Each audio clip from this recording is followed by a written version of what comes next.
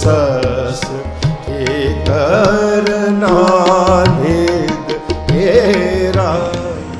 दोहरा जब ते माझे देश में श्री गुरु ले आओ काल, पाप करै जो को सिख नहावत होत निहाल। वाहिगुरु जी का खालसा वाहिगुरु जी की फतेह। जुग हो जुगे अटल जबर शतर तख्त के मालिक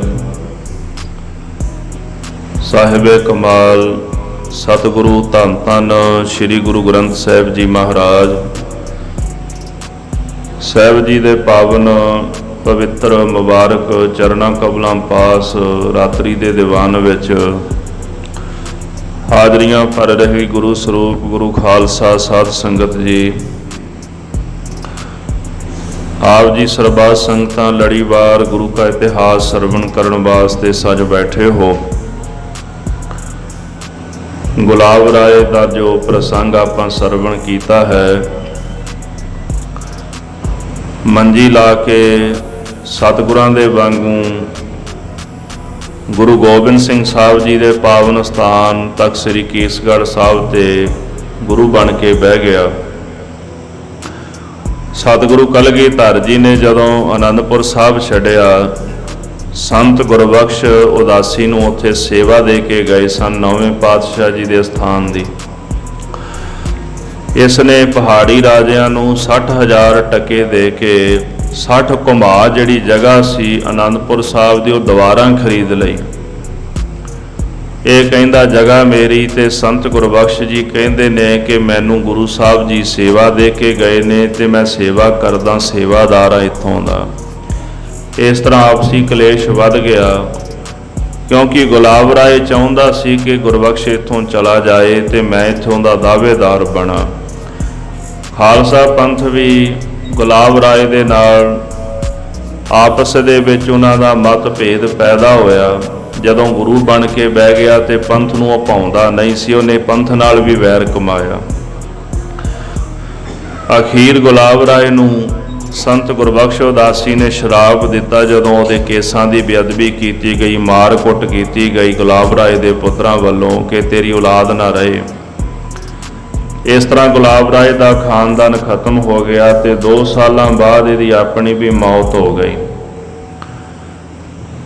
महाराज कलगीधर गुरु गोबिंद सिंह साहब जी के चरणों में एक सिख ने बेनती की, महाराज मेरा घर कच्चा है। सतगुरु कहते जे घर कच्चा पक्का चाहिए तो पुराने नूं अग ला दे। ने जाके पुराने घर नूं अग लाती, फूक दिता। जदों वापस आया सतगुरां दे चरणों में राह विच माया पई सी, ओह माया लभी, लिया के महाराज नूं भेंट कीती। सतगुरां ने वो माया दी, आख्या अपना घर बना लै पक्का। वापस गया, इन्हें पक्का घर बनाया। जदों इन्हें अपनी शन साड़ी सी, होर कईयां दे घर भी सड़ गए तो उन्हां दे घर भी बना दिते। शहीद कौन हुंदा है, इहदी आपां व्याख्या सरवण कर रहे सी। महाराज ने आनंदपुर साहब कौतुक जो वरताया है। एक सिख ने बचन किया सतगुरां दी हजूरी विच कि सिखां दे पुत्र कच्चे हो गए, सिखी छड्ड गए ने। महाराज कहते जिहड़े कच्चे वो डुब गए ते जिहड़े पक्के वो चल सुख लै गए। खंडा हथ विच लैके कलगीधर दशमेश पिता जी ने नारा मारिया, सिखां दी परख करन वास्ते 5 सिखां दे सीस चाहीदे ने। कोई उत्थों भज गया, कोई महाराज सतगुरां दी बाबत कहण लगा भी ये हरड़ी ये सिरड़ी ने, भाव बड़े हठी ने, इन्हां ने अपना सरड़ निभाउणा है। जे सीस मंगिया तो सीस लैणगे। कई राह विचों ही मुड़ गए जदों पता लग्या भी महाराज नूं 5 सिखां दे सीस चाहीदे ने। पर जिहड़े भावना वाले सिख सन, जिन्हां ने अमृतसर साहब दे पावन सरोवर विच इशनान कीता है, जिन्हां दीयां कुल्लां गुरु नानक साहब दे घर दी सेवा संभाल करदियां आ रहीआं ने, और सतगुरु सच्चे पातशाह महाराज कलगीधर दशमेश पिता जी के बचनों नूं उन्होंने हिरदे विच धारण करके ते 7 बचन आख्या है। आओ आप अगला प्रसंग सरवण करिए। मन बिरतियां एकागर करन वास्ते ਸਰਬੱਤ ਸੰਗਤਾਂ ਜਪੋ ਜੀ। ਸਤਨਾਮ ਸ੍ਰੀ ਵਾਹਿਗੁਰੂ ਸਾਹਿਬ। ਸਤਨਾਮ ਸ੍ਰੀ ਵਾਹਿਗੁਰੂ ਸਾਹਿਬ ਜੀਓ। ਦੋਹਰਾ ਜਪਤੇ ਮਾਝੇ ਦੇਸ ਮੈਂ ਸ੍ਰੀ ਗੁਰਦੁਆਰਿਓ ਤਾਲ। ਮਹਾਰਾਜ ਧੰਨ ਸ੍ਰੀ ਗੁਰੂ ਅਮਰਦਾਸ ਸੱਚੇ ਪਾਤਸ਼ਾਹ ਜੀ ਕੋਲ ਅਕਬਰ ਆਇਆ ਸੀ। ਅਕਬਰ ਨੇ ਇੱਕ ਜਗੀਰ ਜਿਹੜੀ ਸੀ ਸਤਿਗੁਰਾਂ ਨੂੰ ਭੇਟ ਕੀਤੀ ਗੁਰੂ ਅਮਰਦਾਸ ਮਹਾਰਾਜ ਨੂੰ। ਗੁਰੂ ਅਮਰਦਾਸ ਮਹਾਰਾਜ ਕਹਿਣ ਲੱਗੇ ਵੀ ਸਾਨੂੰ ਇਹ ਜ਼ਮੀਨ, ਇਹ ਜਗ੍ਹਾ ਨਹੀਂ ਚਾਹੀਦੀ, ਵੀ ਸਾਨੂੰ ਇਹਦੀ ਜ਼ਰੂਰਤ ਨਹੀਂ। ਅਕਬਰ ਕਹਿੰਦਾ ਮਹਾਰਾਜ ਇੱਕ ਛੋਟੀ ਜੀ ਭੇਟਾ ਹੈ ਤੇ ਇਹ ਭੇਟਾ ਤੁਸੀਂ ਕਬੂਲ ਕਰ ਲਓ। ਗੁਰੂ ਅਮਰਦਾਸ ਮਹਾਰਾਜ ਨੇ ਭੇਟਾ ਲੈਣ ਤੋਂ ਇਨਕਾਰ ਕੀਤਾ। ਉਹਨੇ ਫਿਰ ਵੀ ਬੇਨਤੀ ਕਰਕੇ ਤੇ ਬੀਬੀ ਭਾਨੀ ਜੀ ਦੇ ਨਾਂ ਜਗੀਰ ਲਵਾ ਦਿੱਤੀ। ਜਿਹੜੀ ਇਹ ਅੰਮ੍ਰਿਤਸਰ ਸਾਹਿਬ ਦੀ ਜਿੰਨੀ ਵੀ ਜਗ੍ਹਾ ਹੈ ਨਾ, ਇਹ ਅਕਬਰ ਨੇ ਭੇਟ ਕੀਤੀ ਸੀ ਗੁਰੂ ਅਮਰਦਾਸ ਮਹਾਰਾਜ ਨੂੰ, ਤੇ ਬੀਬੀ ਭਾਨੀ ਜੀ ਦੇ ਨਾਂ ਲਵਾ ਦਿੱਤੀ। ਉਹਨੇ ਆਖਿਆ ਮਹਾਰਾਜ ਇਹ ਤੁੱਛ ਭੇਟਾ ਆਇਆ, ਮੈਂ ਤੁਹਾਨੂੰ ਭੇਟ ਕਰਨ ਲੱਗਾ ਜਦੋਂ ਦਰਸ਼ਨ ਕਰਨ ਆਇਆ ਸੀ। ਗੁਰੂ ਅਮਰਦਾਸ ਮਹਾਰਾਜ ਨੇ ਇੱਥੇ ਧੰਨ ਗੁਰੂ ਰਾਮਦਾਸ ਮਹਾਰਾਜ ਜੀ ਨੂੰ ਭੇਜਿਆ ਵੀ ਜਾ ਕੇ ਤਾਲ ਦੀ ਸਰੋਵਰ ਦੀ ਸੇਵਾ ਕਰਾਓ। ਗੁਰੂ ਰਾਮਦਾਸ ਮਹਾਰਾਜ ਨੇ ਇੱਥੇ ਸਰੋਵਰ ਦੀ ਖੁਦਾਈ ਕਰਾਈ ਸੀ। ਸਰੋਵਰ ਪਟਾਇਆ ਥੋੜਾ ਜਿਹਾ, ਤੇ ਸਰੋਵਰ ਪਟਾਉਣ ਤੋਂ ਬਾਅਦ ਸਤਿਗੁਰੂ ਵਾਪਸ ਆ ਗਏ।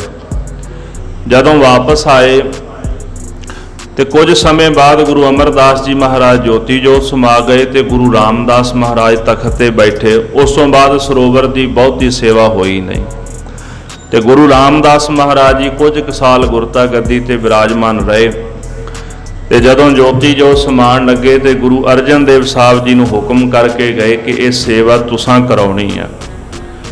ਗੁਰੂ ਅਰਜਨ ਦੇਵ ਜੀ ਮਹਾਰਾਜ ਜਦੋਂ ਗੁਰਤਾ ਗੱਦੀ ਤੇ ਵਿਰਾਜਮਾਨ ਹੋਏ ਤੇ ਸਤਿਗੁਰਾਂ ਨੇ ਇੱਕ ਕੌਤਕ ਵਰਤਿਆ ਸੀ ਉੱਥੇ।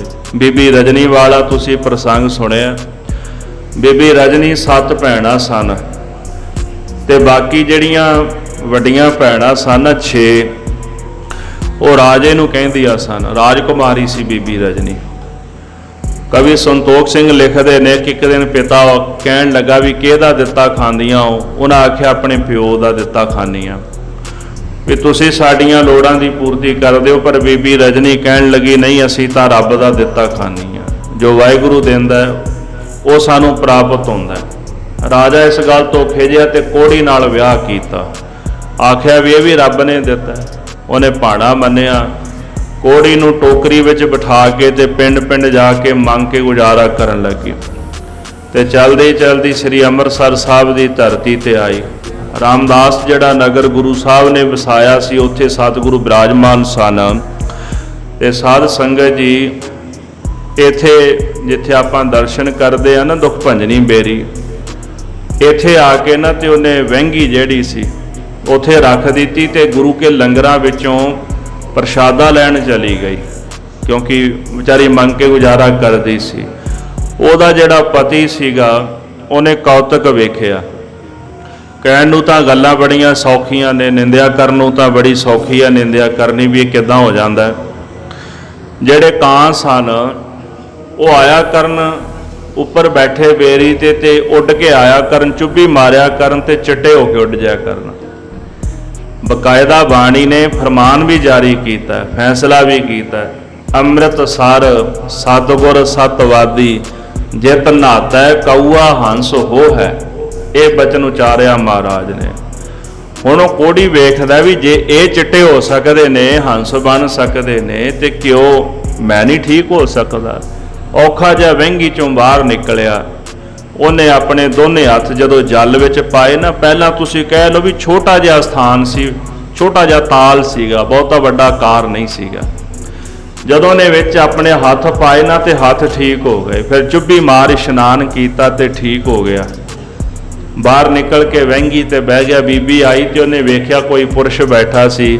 ਉਹਨੇ ਸੋਚਿਆ ਵੀ ਇਹਨੇ ਪਤੀ ਮੇਰੇ ਨੂੰ ਮਾਰ ਦਿੱਤਾ। ਪੁੱਛਿਆ ਵੀ ਕਿੱਥੇ ਹੈ? ਆਖਦਾ ਮੈਂ ਹੀ ਆ। ਹੁਣ ਉੱਥੇ ਝਗੜਾ ਪੈ ਗਿਆ। ਬੀਬੀ ਕਹਿੰਦੀ ਉਹ ਤਾਂ ਉਹਦੇ ਸਰੀਰ ਤੇ ਕੋੜ ਸੀ ਵੀ, ਉਹ ਕਹਿੰਦਾ ਨਹੀਂ ਮੈਂ ਇੱਥੇ ਇਸ਼ਨਾਨ ਕੀਤਾ ਹੈ। ਫਿਰ ਸਿੱਖ ਗੁਰੂ ਅਰਜਨ ਦੇਵ ਸਾਹਿਬ ਮਹਾਰਾਜ ਕੋਲ ਬੀਬੀ ਨੂੰ ਲੈ ਕੇ ਗਏ ਤੇ ਗੁਰੂ ਅਰਜਨ ਦੇਵ ਜੀ ਮਹਾਰਾਜ ਕਹਿੰਦੇ ਵੀ ਚਲੋ ਜਗ੍ਹਾ ਵਿਖਾਓ। ਪਤਾ ਤਾਂ ਮਹਾਰਾਜ ਨੂੰ ਸੀ, ਪਰ ਸਤਿਗੁਰਾਂ ਨੇ ਇਸ ਜਗ੍ਹਾ ਦੇ ਮਹਾਤਮ ਨੂੰ ਪ੍ਰਗਟ ਕਰਨਾ ਸੀ। ਉੱਥੇ ਸਤਿਗੁਰੂ ਆਪ ਚੱਲ ਕੇ ਆਏ ਤੇ ਜਗ੍ਹਾ ਵਿਖਾਈ ਤੇ ਸਤਿਗੁਰੂ ਕਹਿਣ ਲੱਗੇ ਵੀ ਭਾਈ ਕਰਤੇ ਪੁਰਖ ਤਾਲ ਦਿਵਾਇਆ। ਇਹ ਕਰਤੇ ਪੁਰਖ ਮਹਾਰਾਜ ਅਕਾਲ ਪੁਰਖ ਗੁਰੂ ਰਾਮਦਾਸ ਸਾਹਿਬ ਜੀ ਨੇ ਤਾਲ ਲਵਾਇਆ ਹੈ ਤੇ ਜਿਹੜਾ ਇੱਥੇ ਇਸ਼ਨਾਨ ਕਰੇਗਾ ਉਹਦੇ ਪਾਪ ਧੋਤੇ ਜਾਣਗੇ। ਉਸ ਸਰੋਵਰ ਦੀ ਫਿਰ ਸੇਵਾ ਹੋਈ ਤੇ ਬੀਬੀ ਰਜਨੀ ਨੂੰ ਆਖਿਆ ਬੇਟਾ ਇਹ ਤੇਰਾ ਪਤੀ ਹੈ, ਇੱਥੇ ਇਸ਼ਨਾਨ ਕਰਕੇ ਇਹ ਨਿਰੋਗ ਹੋ ਗਿਆ, ਅਰੋਗ ਹੋ ਗਿਆ, ਇਹਦੇ ਰੋਗ ਸਾਰੇ ਮਿਟ ਗਏ। ਸੋ ਇਹ ਪਾਵਨ ਪਵਿੱਤਰ ਜਿਹੜਾ ਤਾਲ ਹੈ ਇਹਦੀ ਫਿਰ ਖਣਾਈ ਜਿਹੜੀ ਸੀ ਗੁਰੂ ਅਰਜਨ ਦੇਵ ਸਾਹਿਬ ਜੀ ਨੇ ਕਰਾਈ, ਜਿਹੜਾ ਅੱਜ ਆਕਾਰ ਆਪਾਂ ਵੇਖਦੇ ਹਾਂ। ਫਿਰ ਵਿੱਚੇ ਸ੍ਰੀ ਹਰਿਮੰਦਰ ਸਾਹਿਬ ਸੁਸ਼ੋਭਿਤ ਕੀਤਾ ਮਹਾਰਾਜ ਨੇ। ਇਹ ਸਾਰਾ ਨਕਸ਼ਾ ਗੁਰੂ ਅਰਜਨ ਦੇਵ ਜੀ ਨੇ ਆਪਣੇ ਹੱਥੀਂ ਤਿਆਰ ਕੀਤਾ ਸੀਗਾ। ਇਸ ਪ੍ਰਕਾਰ ਜਬ ਤੇ ਮਾਝੇ ਦੇਸ਼ ਮੈਂ ਸ੍ਰੀ ਗੁਰ ਲਵਾਇਓ ਤਾਲ। ਜਦੋਂ ਮਹਾਰਾਜ ਗੁਰੂ ਰਾਮਦਾਸ ਜੀ ਨੇ ਕਿਰਪਾ ਕੀਤੀ, ਮਾਝੇ ਦੇ ਇਲਾਕੇ ਵਿੱਚ ਸ੍ਰੀ ਅੰਮ੍ਰਿਤਸਰ ਸਾਹਿਬ ਦਾ ਤਾਲ ਸਤਿਗੁਰਾਂ ਨੇ ਲਵਾਇਆ ਹੈ, ਨਗਰੀ ਵਸਾਈ ਤੇ ਹਰਿਮੰਦਰ ਸਾਹਿਬ ਸੁਸ਼ੋਭਿਤ ਕੀਤਾ ਹੈ। ਪਾਪ ਜੋ ਕੋ ਸਿੱਖ ਨਹਾਵਤ ਹੋਤ ਨਿਹਾਲ। ਜੇਕਰ ਕਿਸੇ ਕੋਲੋਂ ਪਾਪ ਹੋ ਜਾਏ ਨਾ ਤੇ ਜਦੋਂ ਸਿੱਖ ਜਾ ਕੇ ਉੱਥੇ ਇਸ਼ਨਾਨ ਕਰੇ ਤੇ ਉਹਦਾ ਪਾਪ ਉਤਰ ਜਾਂਦਾ ਹੈ। ਪਰ ਇੱਕ ਪੱਖ ਜ਼ਰੂਰ ਯਾਦ ਰੱਖਿਓ, ਪਾਪ ਹੋ ਜਾਣੇ, ਅਚਾਨਕ ਹੋ ਜਾਣੇ ਤੇ ਜਾ ਕੇ ਇਸ਼ਨਾਨ ਕਰੀਏ ਤੇ ਉਤਰ ਜਾਂਦੇ ਨੇ ਤੇ ਅੱਗੇ ਤੋਂ ਤੋਬਾ ਕਰ ਲਈਏ। ਪਰ ਜੇ ਜਾਣ ਬੁੱਝ ਕੇ ਪਾਪ ਕਰੀ ਜਾਣੇ ਤੇ ਨਾ ਜਾ ਕੇ ਫਿਰ ਇਸ਼ਨਾਨ ਕਰ ਲੈਣਾ, ਆਖੀਏ ਵੀ ਹੁਣ ਮੈਂ ਇਸ਼ਨਾਨ ਕਰ ਲਿਆ ਤੇ ਪਾਪ ਉਤਰ ਜਾਣਗੇ, ਫਿਰ ਗੁਰੂ ਨਹੀਂ ਬਖਸ਼ਦਾ, ਕਿਉਂਕਿ ਅਸੀਂ ਜਾਣ ਬੁੱਝ ਕੇ ਕਰ ਰਹੇ ਹਾਂ। ਤੀਰਥਾਂ ਤੇ ਇਸ਼ਨਾਨ ਕਰਨ ਵਾਲੇ ਲੋਕਾਂ ਨੂੰ ਗੁਰੂ ਸਾਹਿਬ ਜੀ ਨੇ ਇਸੇ ਕਰਕੇ ਬਚਨ ਇਹ ਕਿਹਾ ਸੀਗਾ ਵੀ ਇੱਕ ਪਾਸੇ ਤੀਰਥ ਤੇ ਜਾ ਕੇ ਇਸ਼ਨਾਨ ਕਰ ਦਿਓ ਵੀ ਸਾਡੇ ਪਾਪ ਉਤਰ ਗਏ। ਬਹੁਰ ਕਮਾਵੇ ਹੋਏ ਨਿਸੰਕ, ਫੇਰ ਦੁਬਾਰਾ ਨਿਸੰਕ ਹੋ ਕੇ ਹੋਰ ਕਰਨ ਲੱਗ ਪੈਂਦੇ ਨੇ। ਕਿਉਂ? ਵੀ ਆਪਾਂ ਜਾ ਕੇ ਇਸ਼ਨਾਨ ਕਰ ਲੈਣਾ, ਫੇਰ ਉਤਰ ਜਾਣੇ ਨੇ, ਕੋਈ ਨਹੀਂ, ਇਸ਼ਨਾਨ ਕਰ ਲਵਾਂਗੇ ਤੇ ਪਾਪ ਉਤਰ ਜਾਣਗੇ। ਉੱਥੇ ਜਾਣਾ ਤੇ ਫਿਰ ਇਸ਼ਨਾਨ ਕਰ ਲੈਣਾ। ਜਿਹੜਾ ਗਾਇਤਰੀ ਮੰਤਰ ਸੀ ਨਾ ਸਨਾਤਨ ਮਤ ਦੇ ਵਿੱਚ, ਬੜਾ ਬਲੀ ਮੰਤਰ ਸੀਗਾ, ਕੀਤੇ ਹੋਏ ਪਾਪ ਧੋ ਕੇ ਰੱਖ ਦਿੰਦਾ ਸੀ। ਭਗਤ ਨਾਮਦੇਵ ਜੀ ਨੇ ਉਚਾਰਨ ਕੀਤਾ ਨਾ, ਲੈ ਕੇ ਟੰਗਰੀ, ਲੈ ਕੇ ਲੱਕੜੀ ਟੰਗਰੀ ਤੋਰੀ ਲੰਗਤ ਲੰਗਤ ਜਾਤੀ ਥੀ। ਇਹਦਾ ਮਤਲਬ ਇਹੀ ਹੈ ਪੰਕਤੀ ਦਾ ਵੀ ਜਦੋਂ ਵੇਖਿਆ ਵੀ ਹੁਣ ਗਾਇਤਰੀ ਮੰਤਰ ਪਾਪ ਧੋ ਦਿੰਦਾ ਹੈ, ਹੱਤਿਆ ਕੀਤੀ, ਬ੍ਰਾਹਮਣ ਹੱਤਿਆ ਕੀਤੀ ਤਾਂ ਵੀ ਪਾਪ ਧੋਤੇ ਗਏ। ਉਹਨਾਂ ਨੇ ਇਹਦੇ ਮੰਤਰ ਦੇ ਵਿੱਚ ਉਹਨਾਂ ਮਾਤਰਾ ਤੋੜ ਦਿੱਤੀਆਂ, ਅਧੂਰਾ ਮੰਤਰ ਬਣਾ ਦਿੱਤਾ ਵੀ ਕੋਈ ਅੱਜ ਤੋਂ ਬਾਅਦ ਇਹ ਮੰਤਰ ਜਪੇ ਪਰ ਉਹਦੇ ਪਾਪ ਨਾ ਇਦਾਂ ਧੋਤੇ ਜਾਣ। ਕਾਰਨ ਕੀ ਸੀ ਵੀ ਕਲਯੁਗ ਦੇ ਸਮੇਂ ਵਿੱਚ ਲੋਕ ਪਾਪ ਕਰਿਆ ਕਰਨਗੇ, ਗਾਇਤਰੀ ਮੰਤਰ ਜਪਿਆ ਕਰਨਗੇ ਤੇ ਫਿਰ ਪਾਪ ਕਰਿਆ ਕਰਨਗੇ, ਫਿਰ ਜਪ ਲਿਆ ਕਰਨਗੇ। ਕਿਉਂ? ਸਾਡੇ ਧੋਤੇ ਜਾਣਗੇ ਪਾਪ, ਵੀ ਸਾਡੇ ਕੋਲ ਮੰਤਰ ਹੈ। ਲੈ ਕੇ ਠੇਂਗਾ ਟੰਗਰੀ ਤੋਰੀ, ਠੇਂਗਾ ਸੋਟੇ ਨੂੰ ਕਹਿੰਦੇ ਨੇ। ਪੰਕਤੀ ਇਸ ਤਰ੍ਹਾਂ, ਲੈ ਕੇ ਠੇਂਗਾ ਟੰਗਰੀ ਤੋਰੀ ਲੰਗਤ ਲੰਗਤ ਜਾਤੀ ਸੀ। ਜਦੋਂ ਵੇਖਿਆ ਵੀ ਗਾਇਤਰੀ ਮੰਤਰ ਬਲਵਾਨ ਹੈ ਤੇ ਉਦੋਂ ਦਲੀਲਾਂ ਤਰਕਾਂ ਦਾ ਸੋਟਾ ਲੈ ਕੇ ਰਿਸ਼ੀ ਜੀ ਨੇ ਉਹਦੇ ਮੰਤਰ ਜਿਹੜੇ ਸਨ ਵਿੱਚੋਂ ਮਾਤਰਾ ਸਨ ਮੰਤਰ ਦੀਆਂ ਕੱਢ ਦਿੱਤੀਆਂ ਤੇ ਲੰਗੜਾ ਕਰ ਦਿੱਤਾ ਗਾਇਤਰੀ ਮੰਤਰ। ਇਸ ਕਰਕੇ ਜਿਹੜੇ ਤੀਰਥ ਨੇ ਉਹਨਾਂ ਤੇ ਇਸ਼ਨਾਨ ਕਰਨ ਲੋਕ ਜਾਂਦੇ ਤੇ ਮਹਾਰਾਜ ਨੇ ਇਹੀ ਤਰਕ ਦਿੱਤਾ, ਬਹੁਰ ਕਮਾਵਾ ਹੋਏ ਨਿਸੰਕ। ਇੱਕ ਵਾਰ ਇਸ਼ਨਾਨ ਕਰ ਲਿਆ ਵੀ ਉਤਰ ਗਏ, ਮੁੜ ਕੇ ਫਿਰ ਕਮਾਣੇ ਸ਼ੁਰੂ ਕਰ ਦਿੱਤੇ। ਇਹ ਹਦਾਇਤ ਸਿੱਖਾਂ ਲਈ ਹੈ। ਦਾਸ ਨੇ ਇਹ ਤਾਂ ਦੋ ਉਦਾਹਰਨਾਂ ਦਿੱਤੀਆਂ ਨੇ ਕਿ ਜਿਹੜਾ ਸ੍ਰੀ ਅੰਮ੍ਰਿਤਸਰ ਸਾਹਿਬ ਜੀ ਦਾ ਜਾਂ ਇਸ ਤੋਂ ਇਲਾਵਾ ਮਹਾਰਾਜ ਦੇ ਹੋਰ ਜਿਤਨੇ ਵੀ ਪਾਵਨ ਸਰੋਵਰ ਤਾਲ ਨੇ ਉਹਨਾਂ ਵਿੱਚ ਇਸ਼ਨਾਨ ਕਰਨ ਨਾਲ ਪਾਪ ਧੋਤੇ ਜਾਂਦੇ ਨੇ। ਅਣਜਾਣ ਪੁਣੇ ਵਿੱਚ ਗਲਤੀਆਂ ਹੋ ਜਾਣ ਜੇ ਅਸੀਂ ਤੇ ਜੇ ਕਿ ਇੱਕ ਅੱਧੀ ਜਾਣ ਬੁੱਝ ਕੇ ਵੀ ਕਰੀਏ ਤੇ ਮਾਫੀ ਮੰਗੀਏ ਮਹਾਰਾਜ ਕੋਲ ਜਾ ਕੇ, ਗੁਰੂ ਬਖਸ਼ ਦਿੰਦਾ। ਪਰ ਜੇ ਹੁਣ ਇਹ ਧਾਰਨ ਕਰ ਲਿਆ ਵੀ ਪਹਿਲਾਂ ਜਾ ਕੇ ਇਸ਼ਨਾਨ ਕਰਾਓ, ਫਿਰ ਜੋ ਮਰਜ਼ੀ ਕਰਦੇ ਜਾਇਓ, ਫਿਰ ਕਰ ਲਿਓ ਇਸ਼ਨਾਨ, ਫਿਰ ਆਇਓ, ਫਿਰ ਪਾਪ ਕਰੋ, ਫਿਰ ਇਸ਼ਨਾਨ ਕਰ ਲਓ, ਫਿਰ ਇਦਾਂ ਨਹੀਂ ਬੰਦਾ ਬਖਸ਼ਿਆ ਜਾਂਦਾ। ਉਹ ਤਾਂ ਫਿਰ ਅਸੀਂ ਇੱਕ ਤਰੀਕਾ ਬਣਾ ਲਿਆ ਨਾ ਰੱਬ ਕੋਲ ਸੱਚੇ ਹੋਣ ਦਾ। ਜਿਵੇਂ ਚਰਚ ਦੇ ਵਿੱਚ ਪਾਦਰੀ ਬੈਠਾ ਹੁੰਦਾ ਜੀ, ਇੱਕ ਸ਼ੀਸ਼ਾ ਲੱਗਿਆ ਹੁੰਦਾ ਹੈ, ਦੀਵਾਰ ਦੇ ਪਿਛਲੇ ਪਾਸੇ ਪਾਦਰੀ ਬੈਠਾ ਹੁੰਦਾ ਹੈ ਵੀ ਉਹ ਸ਼ਕਲ ਨਾ ਵੇਖ ਸਕੇ ਵੀ ਜਿਹੜਾ ਆਉਂਦਾ ਹੈ। ਉੱਥੇ ਆ ਕੇ ਜਿਹਨੇ ਭੁੱਲ ਬਖਸ਼ਾਣੀ ਹੁੰਦੀ ਉਹ ਸਾਹਮਣੇ ਬਹਿੰਦਾ ਤੇ ਆ ਕੇ ਸਾਰੇ ਪਾਪ ਪਾਦਰੀ ਨੂੰ ਦੱਸਦਾ ਵੀ ਮੈਂ ਆਹ ਕੀਤਾ, ਮੈਂ ਆਹ ਕੀਤਾ। ਤੇ ਫਿਰ ਉਹ ਕਹਿੰਦਾ ਵੀ ਠੀਕ ਹੈ, ਤੇਰੇ ਗੁਨਾਹ ਬਖਸ਼ੇ ਗਏ ਸਾਰੇ, ਵੀ ਤੇਰੇ ਪਾਪ ਧੋਤੇ ਗਏ, ਵੀ ਤੂੰ ਸਾਰਾ ਕੁਝ ਦੱਸ ਦਿੱਤਾ ਆ ਕੇ। ਉਹ ਫਿਰ ਇਹ ਕੰਮ ਕਰਦੇ ਨੇ, ਫਿਰ ਆ ਜਾਂਦੇ ਨੇ ਫਾਦਰ ਮੈਂ ਆਹ ਕੀਤਾ, ਮੈਂ ਉਹ ਕੀਤਾ, ਫਲਾਣਾ ਕੀਤਾ, ਟਮਕਾਣਾ ਕੀਤਾ। ਉਹ ਫਿਰ ਸਾਰੀ ਜ਼ਿੰਦਗੀ ਐਂ ਹੀ ਚੱਲਦਾ ਰਹਿੰਦਾ ਨਾ। ਪਾਪ ਇਦਾਂ ਤਾਂ ਨਹੀਂ ਨਾ ਧੋਤੇ ਜਾਂਦੇ ਵੀ ਜੇ ਤੁਸੀਂ ਪਾਦਰੀ ਨੂੰ, ਪਾਦਰੀ ਵੀ ਤਾਂ ਇੱਕ ਜਿਵੇਂ ਗ੍ਰੰਥੀ ਹੈ, ਪੁਜਾਰੀ ਹੁੰਦਾ ਹੈ, ਕਾਜੀ ਹੁੰਦਾ ਹੈ, ਪੰਡਤ ਹੁੰਦਾ ਹੈ, ਪਾਦਰੀ ਵੀ ਫਾਦਰ ਵੀ ਇਸੇ ਤਰ੍ਹਾਂ ਹੀ ਹੁੰਦਾ ਹੈ। ਉਹਨੂੰ ਸੁਣਾਉਣ ਨਾਲ ਥੋੜਾ ਪਾਪ ਧੋਤੇ ਜਾਣੇ ਨੇ। ਇੱਥੇ ਤਾਂ ਪਾਪ ਭਰੀਆ ਮਤ ਪਾਪਾ ਕੈ ਸੰਗ, ਉਹ ਧੋਪੈ ਨਾਵੈ ਕੈ ਰੰਗ। ਨਾਮ ਦੇ ਸਦਕਾ ਹੀ ਧੋਤੇ ਜਾਣੇ ਨੇ ਪਾਪ। ਇਸ ਕਰਕੇ ਜੇ ਅਸੀਂ ਇੱਕ ਕੇਵਲ ਰਸਤਾ ਬਣਾ ਲਿਆ ਵੀ ਪਾਪ ਕਰੋ, ਇਸ਼ਨਾਨ ਕਰੋ, ਧੋਤੇ ਜਾਣਗੇ, ਇਦਾਂ ਨਹੀਂ। ਜੋ ਕੀਤੇ ਨੇ, ਜੋ ਗਲਤੀਆਂ ਹੋਈਆਂ ਨੇ, ਅੱਗੇ ਤੋਂ ਤੋਬਾ ਕਰਕੇ ਪਾਪ ਕਰੇ ਜੇ ਕੋਊ ਸਿੱਖ। ਜੇਕਰ ਕੋਈ ਸਿੱਖ ਪਾਪ ਕਰ ਲਏ ਜਾਣੇ ਅਣਜਾਣੇ, ਨਾਵਤ ਹੋਤ ਨਿਹਾਲ। ਜਦੋਂ ਅੰਮ੍ਰਿਤਸਰ ਸਾਹਿਬ ਦੇ ਸਰੋਵਰ ਵਿੱਚ ਜਾਂਦਾ ਹੈ ਤੇ ਇਸ਼ਨਾਨ ਕਰਦਾ, ਨਿਹਾਲ ਹੋ ਜਾਂਦਾ ਹੈ, ਉਹਦੇ ਸਾਰੇ ਪਾਪ ਜਿਹੜੇ ਨੇ ਭਾਈ ਉਤਰ ਜਾਂਦੇ ਹਨ। ਸ੍ਰੀ ਸਤਿਗੁਰ ਵਾਚ ਸੋਰਠ ਮਹੱਲਾ ਪੰਜਵਾ। ਇਹ ਜਿਹੜਾ ਪਾਵਨ ਸ਼ਬਦ ਹੈ ਭਾਈ ਰਤਨ ਸਿੰਘ ਜੀ ਨੇ ਇੱਥੇ ਦਰਜ ਕੀਤਾ ਹੈ। ਰਾਗ ਸੋਰਠ ਤੇ ਗੁਰੂ ਗ੍ਰੰਥ ਸਾਹਿਬ ਮਹਾਰਾਜ ਜੀ ਦੇ ਪਾਵਨ 623 ਅੰਗ ਤੇ ਸ਼ਸ਼ੋਭਤ ਹੈ। ਵੈਸੇ ਸੋਰਠ ਰਾਗਣੀ ਹੈ ਜਦੋਂ ਆਪਾਂ ਰਾਗਮਾਲਾ ਪੜ੍ਹਦੇ ਹਾਂ, ਪਰ ਗੁਰੂ ਸਾਹਿਬ ਜੀ ਨੇ ਰਾਗਣੀਆਂ ਨੂੰ ਵੀ ਗੁਰੂ ਗ੍ਰੰਥ ਸਾਹਿਬ ਵਿੱਚ ਰਾਗ ਦਾ ਹੀ ਰੂਪ ਦਿੱਤਾ ਹੈ ਵੀ ਇਹ ਰਾਗ ਹੀ ਨੇ, ਰਾਗਣੀ ਨਹੀਂ ਲਿਖਿਆ। ਪਰ ਰਾਗਮਾਲਾ ਦੇ ਅਨੁਸਾਰ ਜਦੋਂ ਸਤਿਗੁਰੂ ਮਹਾਰਾਜ ਜੀ ਨੇ ਰਾਗਾਂ ਦਾ ਜੋੜ ਕੀਤਾ ਵੀ ਕਿੰਨੇ ਰਾਗ ਨੇ ਗੁਰੂ ਗ੍ਰੰਥ ਸਾਹਿਬ ਵਿੱਚ, ਅਸਲ 'ਚ ਕਿੰਨੇ ਰਾਗ ਹੁੰਦੇ ਨੇ, ਰਾਗਮਾਲਾ ਦੇ ਮੁਤਾਬਕ ਜਿਹੜੀ ਸੋਰਠ ਇਹ ਰਾਗਣੀ ਮੰਨੀ ਜਾਂਦੀ ਹੈ। ਖੈਰ ਪੰਜਵੇਂ ਪਾਤਸ਼ਾਹ ਗੁਰੂ ਅਰਜਨ ਦੇਵ ਸਾਹਿਬ ਜੀ ਦਾ ਇਹ ਪਾਵਨ ਸ਼ਬਦ ਹੈ।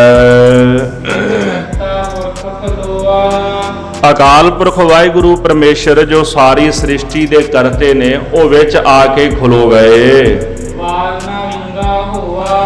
ਜਿਸ ਦੀ ਕਿਰਪਾ ਦੇ ਨਾਲ ਫਿਰ ਸਾਡਾ ਵਾਲ ਵੀ ਵਿੰਗਾ ਨਹੀਂ ਹੋਇਆ। ਭਾਵ ਕਿਸੇ ਪ੍ਰਕਾਰ ਦਾ ਦੁੱਖ, ਕਿਸੇ ਪ੍ਰਕਾਰ ਦਾ ਸੰਕਟ, ਕਿਸੇ ਪ੍ਰਕਾਰ ਦਾ ਜਿਹੜਾ ਵਿਘਨ ਸੀ ਨਾ, ਉਹ ਨਹੀਂ ਲੱਗਿਆ।